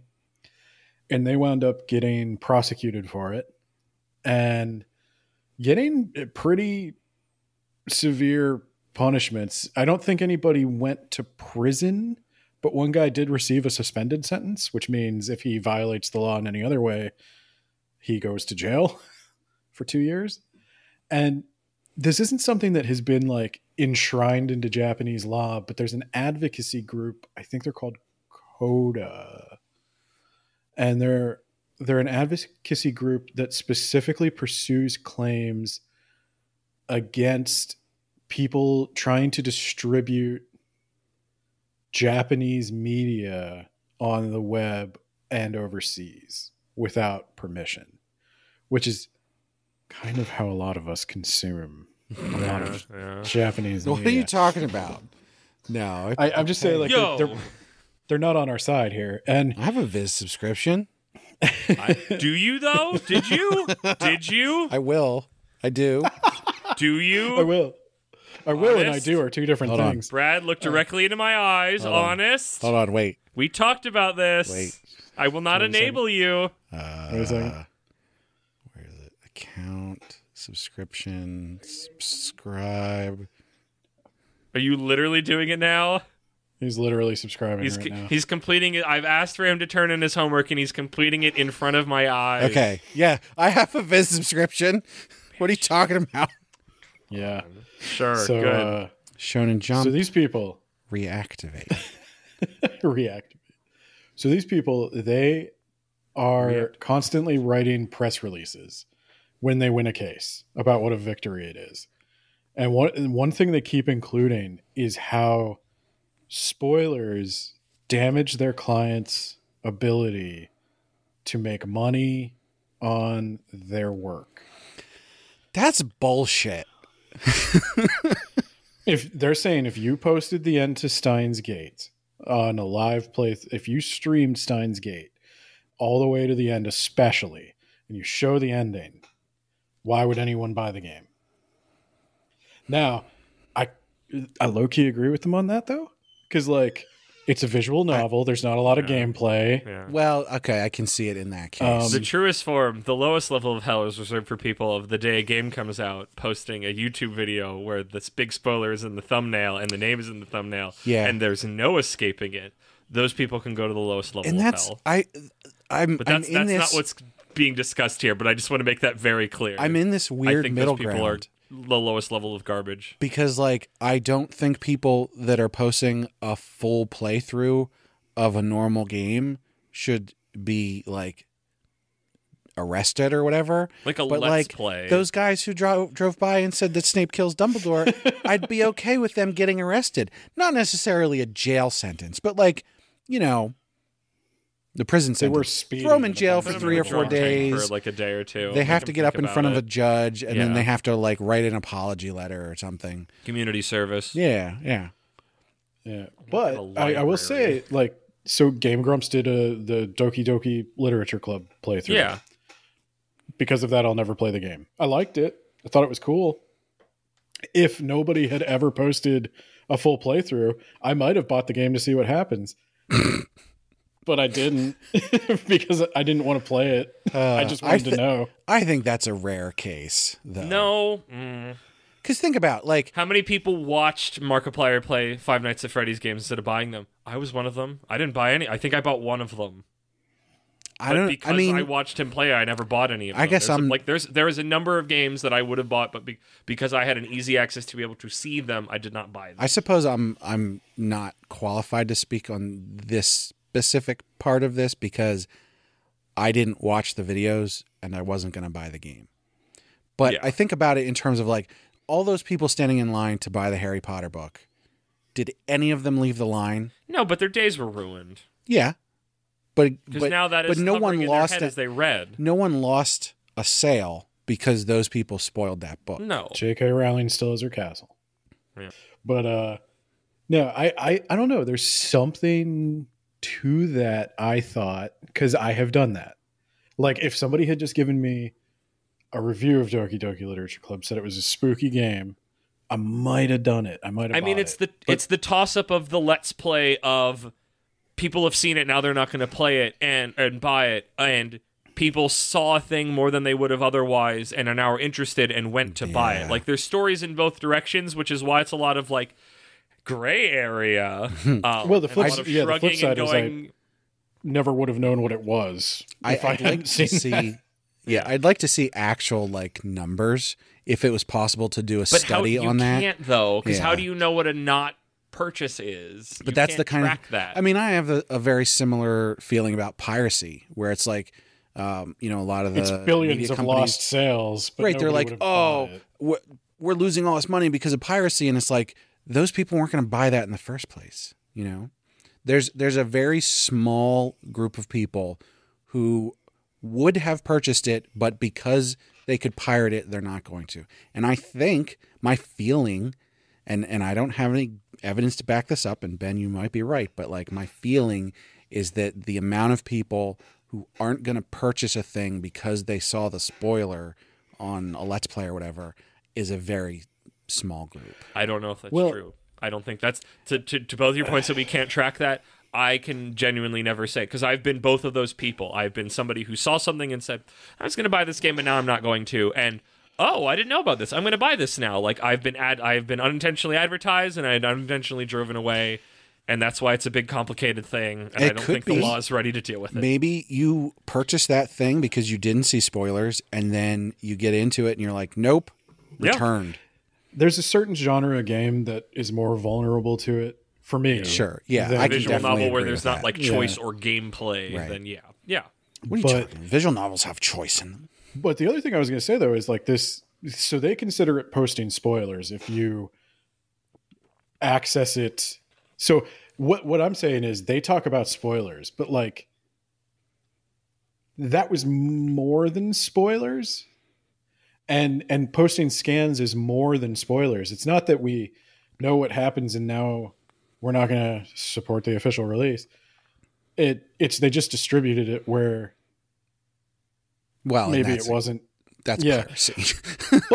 but the anime anime manga outside of Japan has a weird relationship with piracy because I would say without scanlators and fan subbers, there is no anime outside of Japan. I will Not as always big as it is now. I will always fall on the side of if you can purchase it legally, that's what you should do. You shouldn't just read stuff or watch stuff on, whatever shady website or even not shady ones that have it. Too late. If there is an official release of it. And even if it's locked behind a complicated system of keys. Gotta hold your guns, Brad. Yes. Yes. Did you read Skip and Loafer on Manga Dex? Isn't that on? Is it on one? Where is I read that? it on Manga Dex, but I'm a garbage now because I did not know it was officially released. What's Manga Dex? What's that? I don't know. Whose footprints are these? Just because sometimes I'm hypocritical doesn't mean I'm wrong. This is what happens when we're all socially available people to be gawked at. No, I always want to support authors except for J.K. Rowling. So yeah, there's no point. I can't defend anything that I'm doing that is wrong, and I will freely admit that sometimes I do it wrong. Yeah. But I just purchased a Viz subscription on air, so I think I'm in a pretty I think that good absolves spot. me of all sins. No, I think your difficulty and our difficulty with it speaks to the complicated and very personal and gray nature of all of this. I do not think more than anything we've talked about, I think we all feel very different things about different times and things. Well, I mean, I'll bite the bullet. Like when you're talking about the lost sale thing is like, yeah, if I have to engage with that system of keys, I just don't read manhwa. So that is the Yes. That's how it works. That is the choice. Like scanlators, scanlators are the only reason anyone would ever buy those keys. I think you gotta it's like a drug dealer. The first one's gotta be free. Yeah, I think there's a lot of That's why it they're called keys. where you get the scanlation first, and then it becomes an officially licensed series, and then you go get it on the official site. I mean, lots and lots of people consume it that way, and that, frankly, that's the way that you should do it. As soon as it's legally available, you should get it the legal way. Sometimes I don't want to give a company money. Sell me a Villainous Turns the Hourglass t-shirt. Sometimes Netflix pisses in my cornflakes. I'll buy merch. And I'm very pissed about it. I stop giving them money. But I still really want to watch things on them. I think if you don't want to give the company money, you're not supposed to consume that thing. I know I've said that to you multiple times before, but also fuck past me. Please. Also, I'm a rebel, man. Sometimes there's a bunch of new animation, even after they killed a bunch of it, that just shows up on the platform and everybody's talking about it and I want to watch it.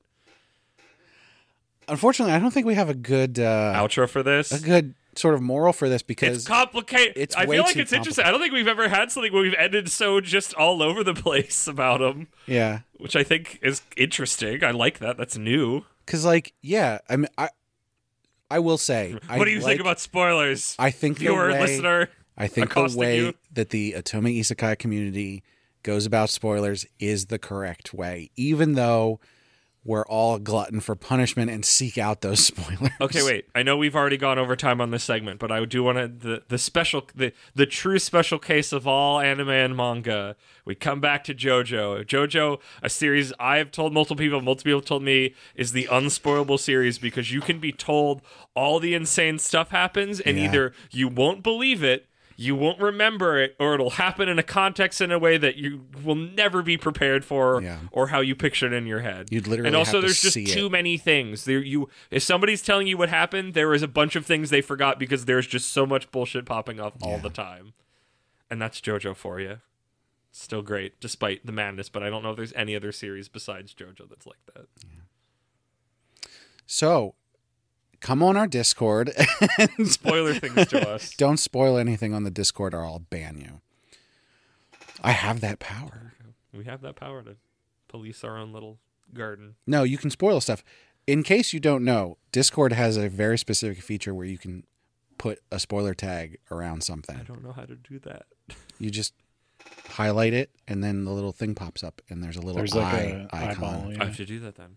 I'll put a spoilered message in there. Also, I think it's just two That says no vertical spoilers. bars on either side. Oh, okay. That's a lot easier. So, yeah. ご覧のスポンサーでお送りします。 Are you a fan of Japanese snacks and treats? I am. That's good. You'll love Sugoi Mart. They offer a wide variety of popular Japanese snacks, candy, drinks, and more, all delivered right to your door. Wow. And I'll tell you what, listening to this episode right after it's released, in the week or two after it's released, now is the perfect time to use our offer code and pick something up, because the holidays are here. You Buy something for that weeb in your life. Exactly. Go on Sugoi Mart, order 14 Kit Kat variety packs, and give them to every weeb in your life. Feed an unsuspecting non-weeb Pocky and convert them in some sort of weird, gross ritual. It's a really, I mean, you save 15% off with our offer code APR15, You know how much or money that using is? the A link lot. in the description. And so you can just go on there. You can buy all of the presents for every single weeb in your life all at once and save a ton of money. I mean, what's not to like? It's free real estate. And you should go on there, get the Kit Kat variety pack, send it to Ben, and then That's he'll right. do whatever you want. Yeah, I mean, I don't know what I can do for you, but I'm open to suggestions. So, like I said, as a listener of our podcast, you can click the link in the description or use the code APR15 at checkout and get 15% off your first purchase. And just head to sugoimart.com to shop their selection of delicious Japanese snacks today. Thanks, Sugoi Mart.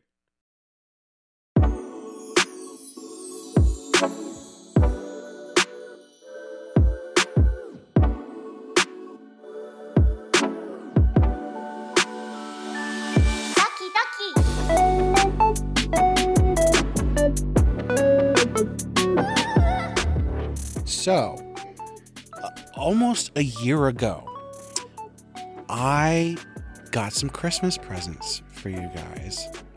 And one of those things You did. was the first volume of Vinland Saga for Ben. You actually got me the first two. What was it, the first two? I'm so generous. Noted Viking lover in our life. So I wanted to finally talk about this. I've been wanting to talk about it for a while. We started watching the anime. We aren't fully through the first season, but we got a fair way through. Other series, unfortunately, took precedent, but it's sitting there waiting for us to get back to I it. get back to it so bad. And we've been having a really good time with it. So I wanted to talk to Ben about his experience with the first two volumes, and also sort of talk a little bit about the anime. And personally, I'm interested to hear if there's any differences.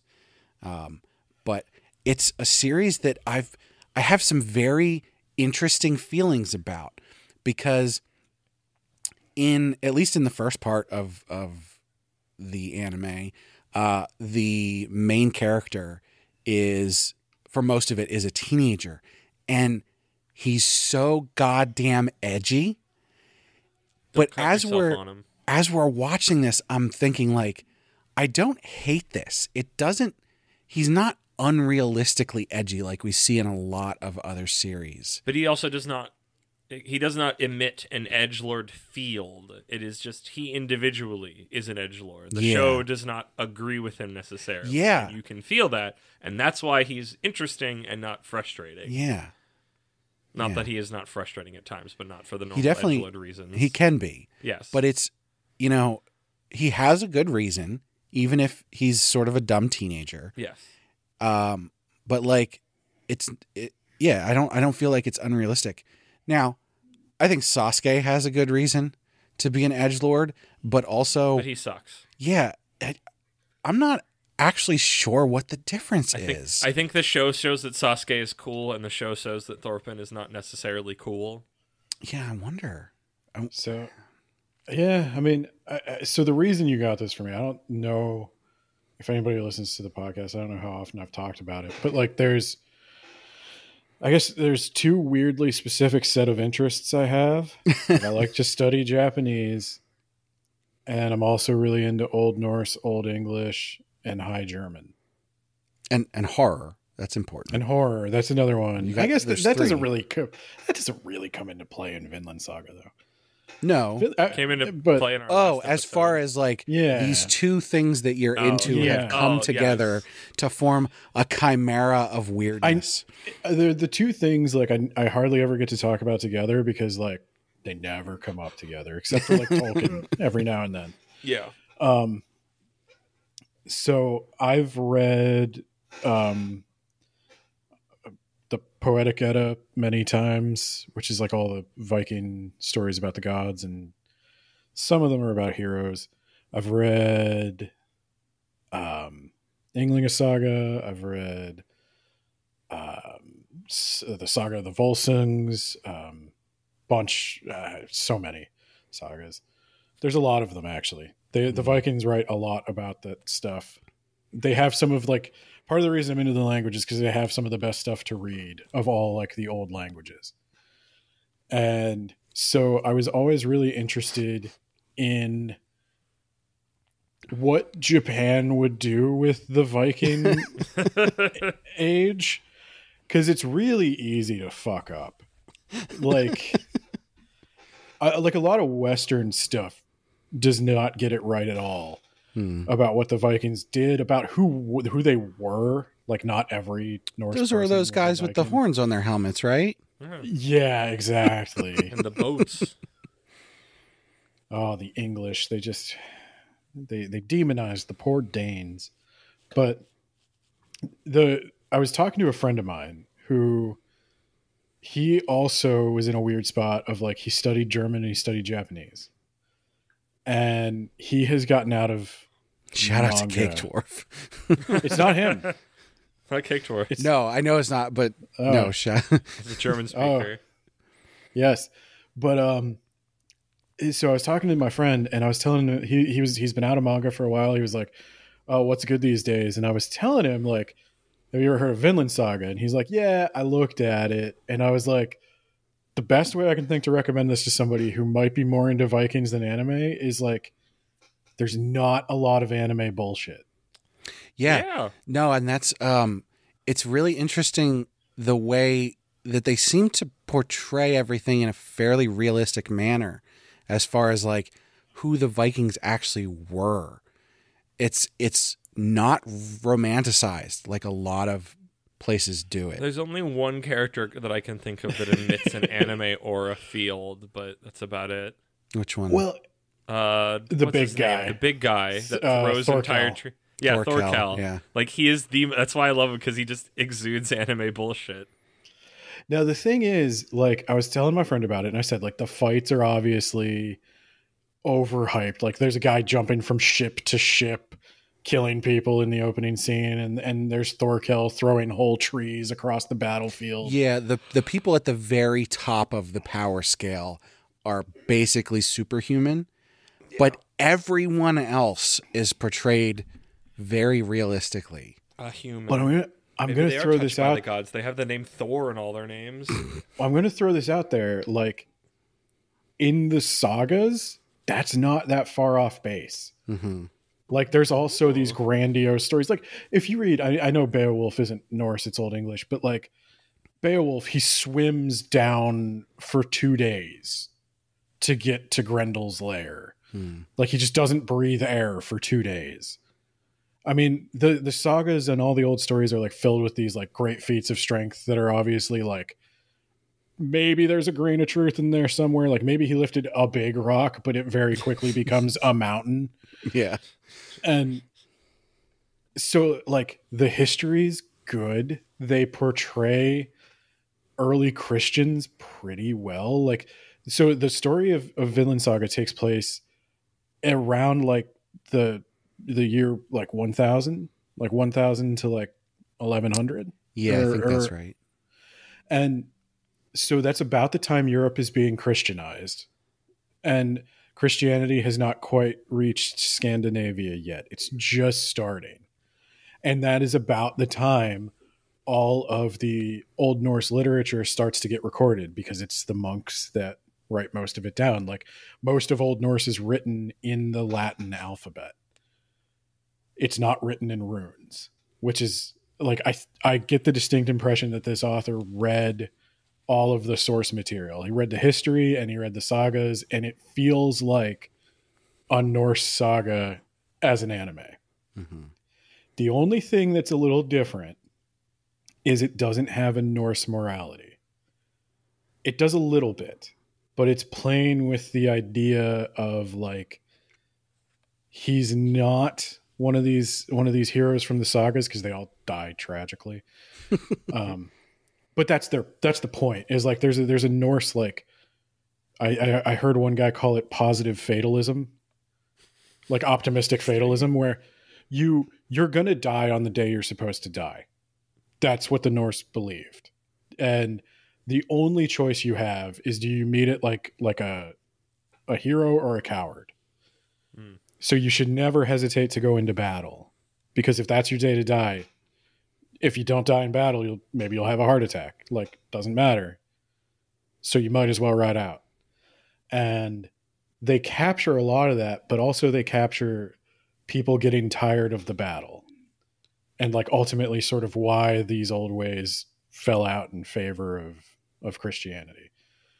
And he deals with the complexities well. Like, I'm surprised, because the Vikings are not good or bad. They're just people with, like, they're pirates. They're I would argue that they're bad in that way. Depends who you are. If you're the Danes, then yeah, you know. Well, it depends if you're the village trying to farm in an area that has 3 months of sunlight, who desperately needs a ship to come back with supplies. That's why they raid, not because they love it, but because... But the village that the Vikings need to take home in over the winter, that they essentially slaughter everybody, maybe not so great. I would argue, maybe don't live someplace that only has 3 months of sunlight. I thought you were going to say don't live where the Vikings go. Maybe you should just... Why don't we take the village and move it somewhere else? Take the village and push it out of that spot. Maybe we should go to Vinland. Well, yeah, like I'd compare it to, like, there's a lot of the same reasons I think people might have been drawn to Eren Yeager from Attack on Titan initially. Like this brutalized character who has all this righteous anger and takes it out. Now, the problem I have with Attack on Titan is he never stops taking it out on people, even when, like, he's sort of becoming the fascist bad guy. And the show's not super critical of that. But Vinland Saga is critical of that. Like, this life that Thorfinn's leading is not making him happy. He doesn't look cool doing it. I think that's the main thing, is like, he's an edgelord, but he's not just getting sexier with time. He looks like he's having a rough go of things. Yeah, he does look cool sometimes, though. Occasionally he will look really cool when he does a crazy thing, but by and large he looks very down all the time. He is miserable, and the whole seed is planted that he's eventually going to come around to his father's way of thinking, where his father became like a pacifist almost. Yeah. After having been the biggest badass there was. So he's not a coward. That's important. You needed to establish, like, no, he's a badass. This is a choice. This is not just by happenstance that I choose not to fight because I can't fight. I am the most fight. I choose to not fight. Yeah. I think that's more interesting. No, I think that's really interesting. And that's something that's not in a lot of the sagas. That's an interesting, like, new take on it. It's not just retelling a saga. And it also mixes in the whole... the Norse were the first Europeans to make it to North America. Yeah. Happy Leif Erikson Day.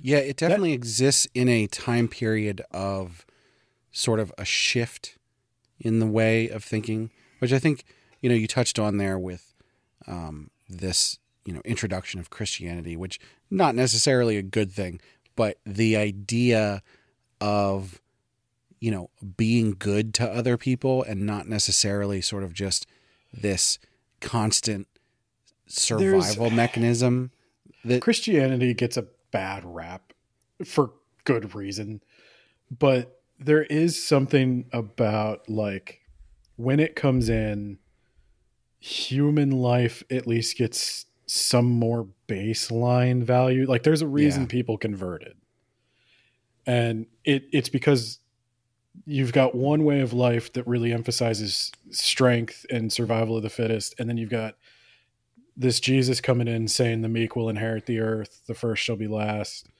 and that's attractive to a lot of the villagers who are who are the meek.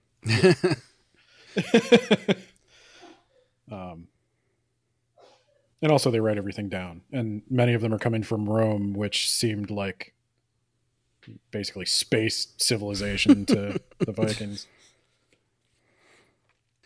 So what do we want to say? I mean, overall, I want to recommend the series. Yeah, I mean, we need to finish it to be able to speak more fully of it, but everything I've seen so far. And it got a second season.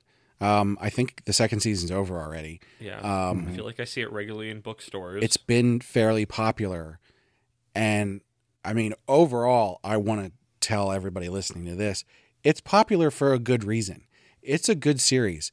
I had some difficulty with it from a sensitivity to things standpoint, as far as like things that sort of trigger me, because there is a lot of depiction of very wanton violence against innocents, women and children especially. I mean, it doesn't shy away from the dark underbelly of what it means. It also does not revel in it, because I could think of other series, especially if that edgelord vibe was throughout all of it, that like I would never call it a mean show. It is a very stark show at times. It doesn't glorify the violence, but also the people committing the violence don't really get a comeuppance, at least not anytime soon.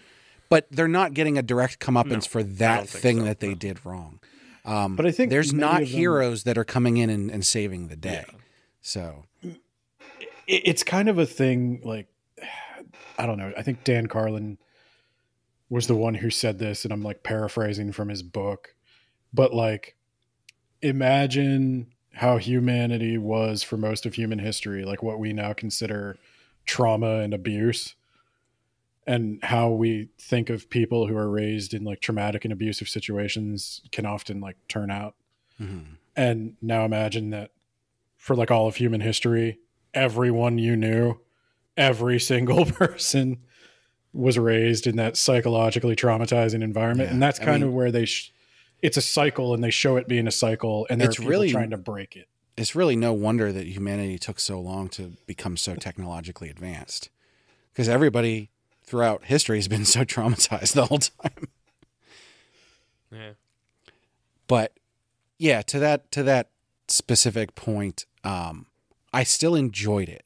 While there were certain parts where, you know, I sort of like got cringed up, you know, like they never spent too long on it or glorified it or anything. Yeah, they usually like, just as you're like, okay guys, they generally moved on, but you felt a little uncomfortable, but I think that's the point. But like I said, they never glorify it. I don't think they ever like, look at it moment. It's just like, this is what's happening, we're moving through this is how the Vikings operated and people in this situation operated. It's not great.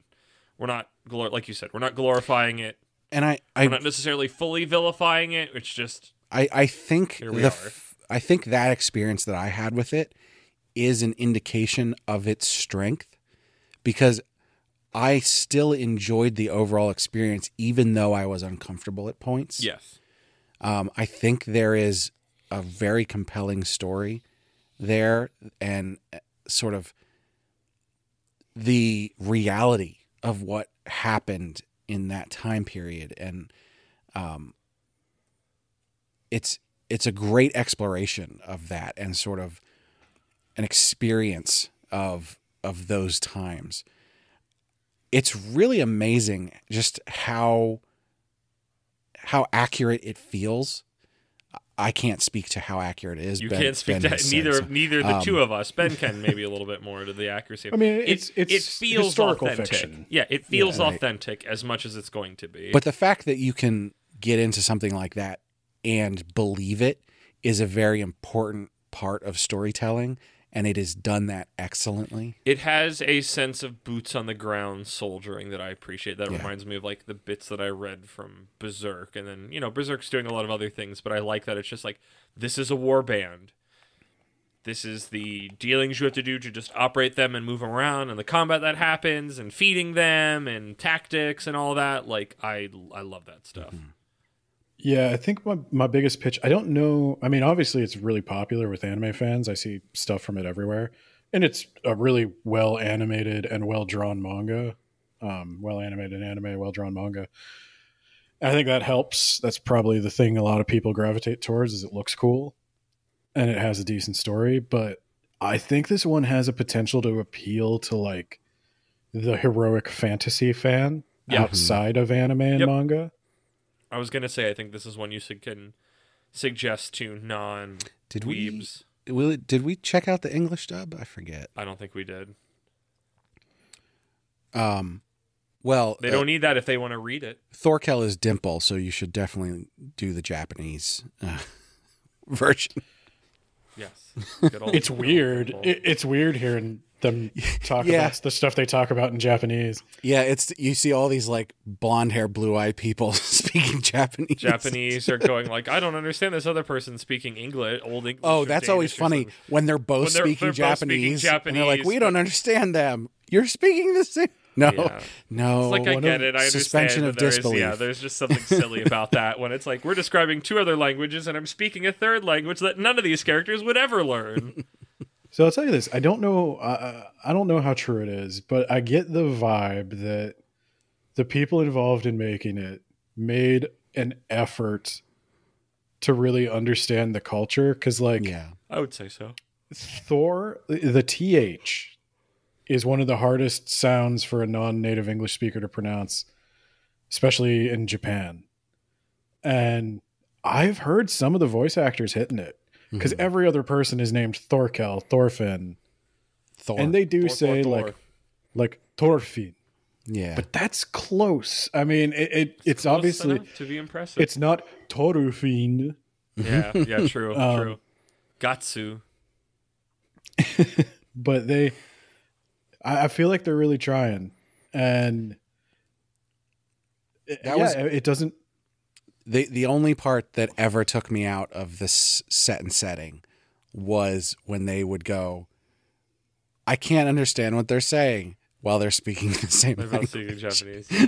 I know I've seen that in English stuff too. But that, you just gloss over that. And, I didn't know you spoke Welsh. Hi.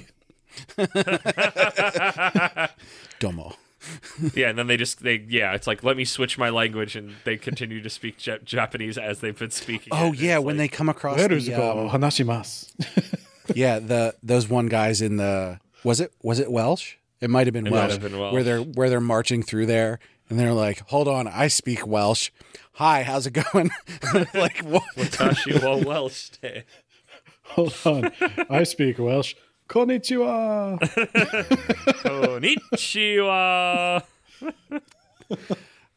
But yeah, I think overall we can. It's a very recommendable series. Yes, I recommend we continue watching it at some point in the future. Yeah, if it weren't for the Jujutsu Kaisens and Spy Families, we'd have finished it already. Yeah, it's really good. I really like the OP. The music is pretty good, and it's been neat. The OP in the first season was real nice. Did we reach the Survive? second OP? I think we didn't did. Yeah. Survive Said the Prophet is a band I have been listening to, like before I ever knew they did anime openings. They're just a solid like screamo band. And we've seen very recently that music is very important. And fit anime. or not fit, yes. So, well, I guess there you have it. Any closing thoughts on Vinland Saga? No, highly recommend to myself to get back to it. Good time. I really liked the part where Thorfinn was dueling the guy, and then the rap came on and it was like, "Yo, Thorfinn, knock out his teeth." Yo. Anyway, come join us on the Discord and talk about Vinland Saga. Yeah. Yell at us to keep watching it. Listen, I see the numbers, I see the downloads, and we don't have enough people on the Discord yet. But everybody that is on the Discord is you got to be cool to get on the Discord, though. Appreciative. Everybody's having great conversations on there. They're all cool. So come join us. So join if you're cool. You can join if you're not cool. No. You just have to stay in a very specific area. You can talk to me about Japanese ska music. That means they'd be cool, though. Nobody likes it. I keep posting it, and everybody's like, "Oh, that's good," but like, it's not my thing. It's not. It's Ben. As someone who likes ska, it's fine. It's not. It doesn't. It's. I don't know what it's missing, but it's not hitting that itch. See? So if you're not cool, come and talk to me about ska. If you're cool, come and talk to me about ska. If you're not cool, come and talk to Ben about Japanese ska. A thing that I was very excited to learn existed and listen to, and was just like, it's not. It doesn't make me want to pick it up. I don't want to start skanking when I hear it, and I think that's. I don't know why, but that's just, it's missing something. They told me to pick it up, but I put it down.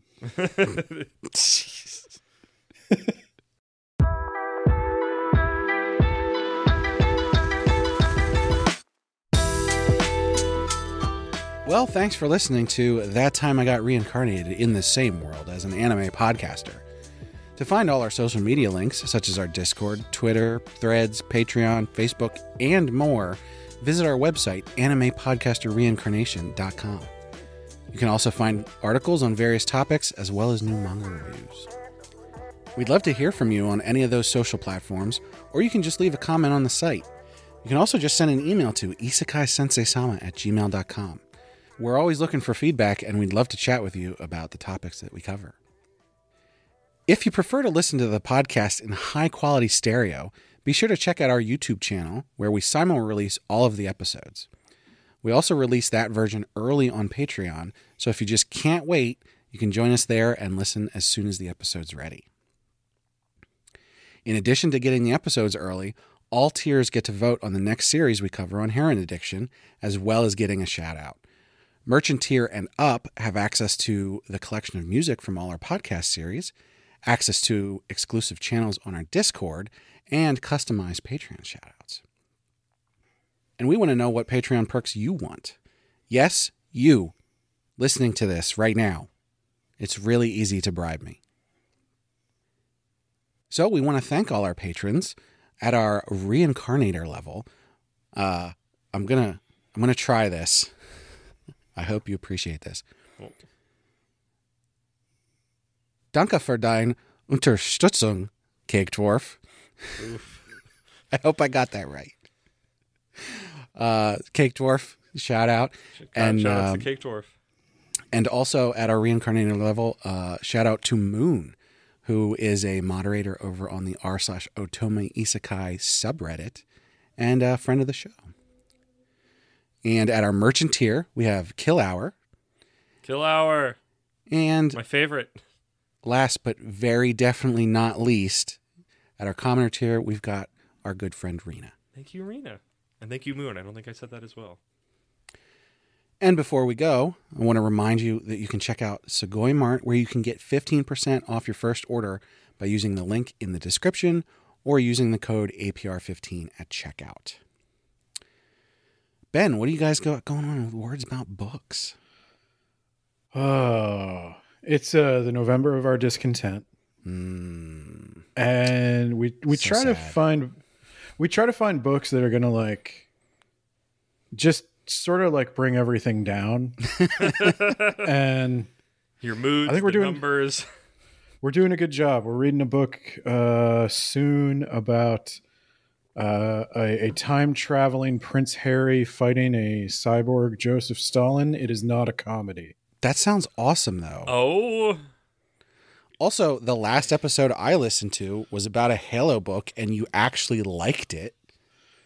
Yeah, but I didn't like that I liked it.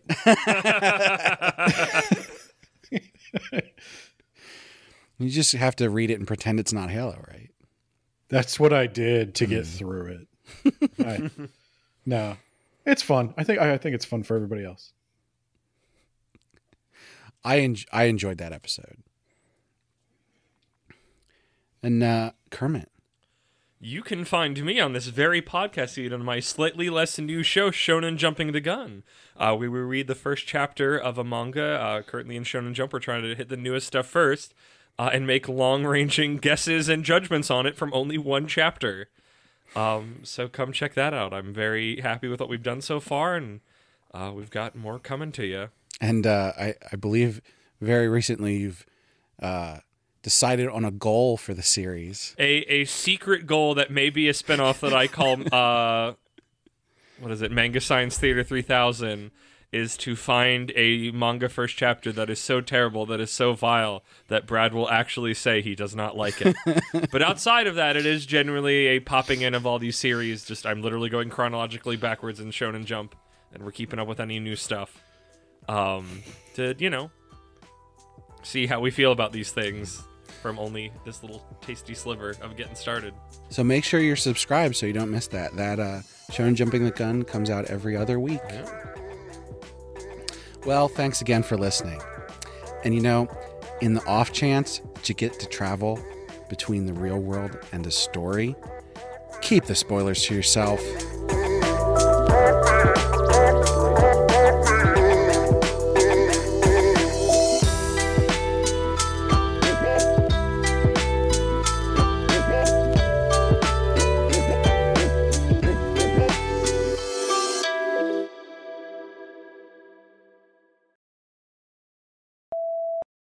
I hate it when we get to the end and we're like, wait a minute, a new big thought. And I'm like, I want to talk about this, but we can't. It's no time. Maybe in another year we'll come back. Some new angle. Cadre. Maybe I will submit that villains one again. They accepted it last year, and I'm just You throwing can dogs edit at the out wall your and see what sticks. edit out your and put in cadre. Yes, perfect. Wait, let's get it. Wait, I want to get a clean take of cadre. Okay, everybody quiet? Okay. Cadre.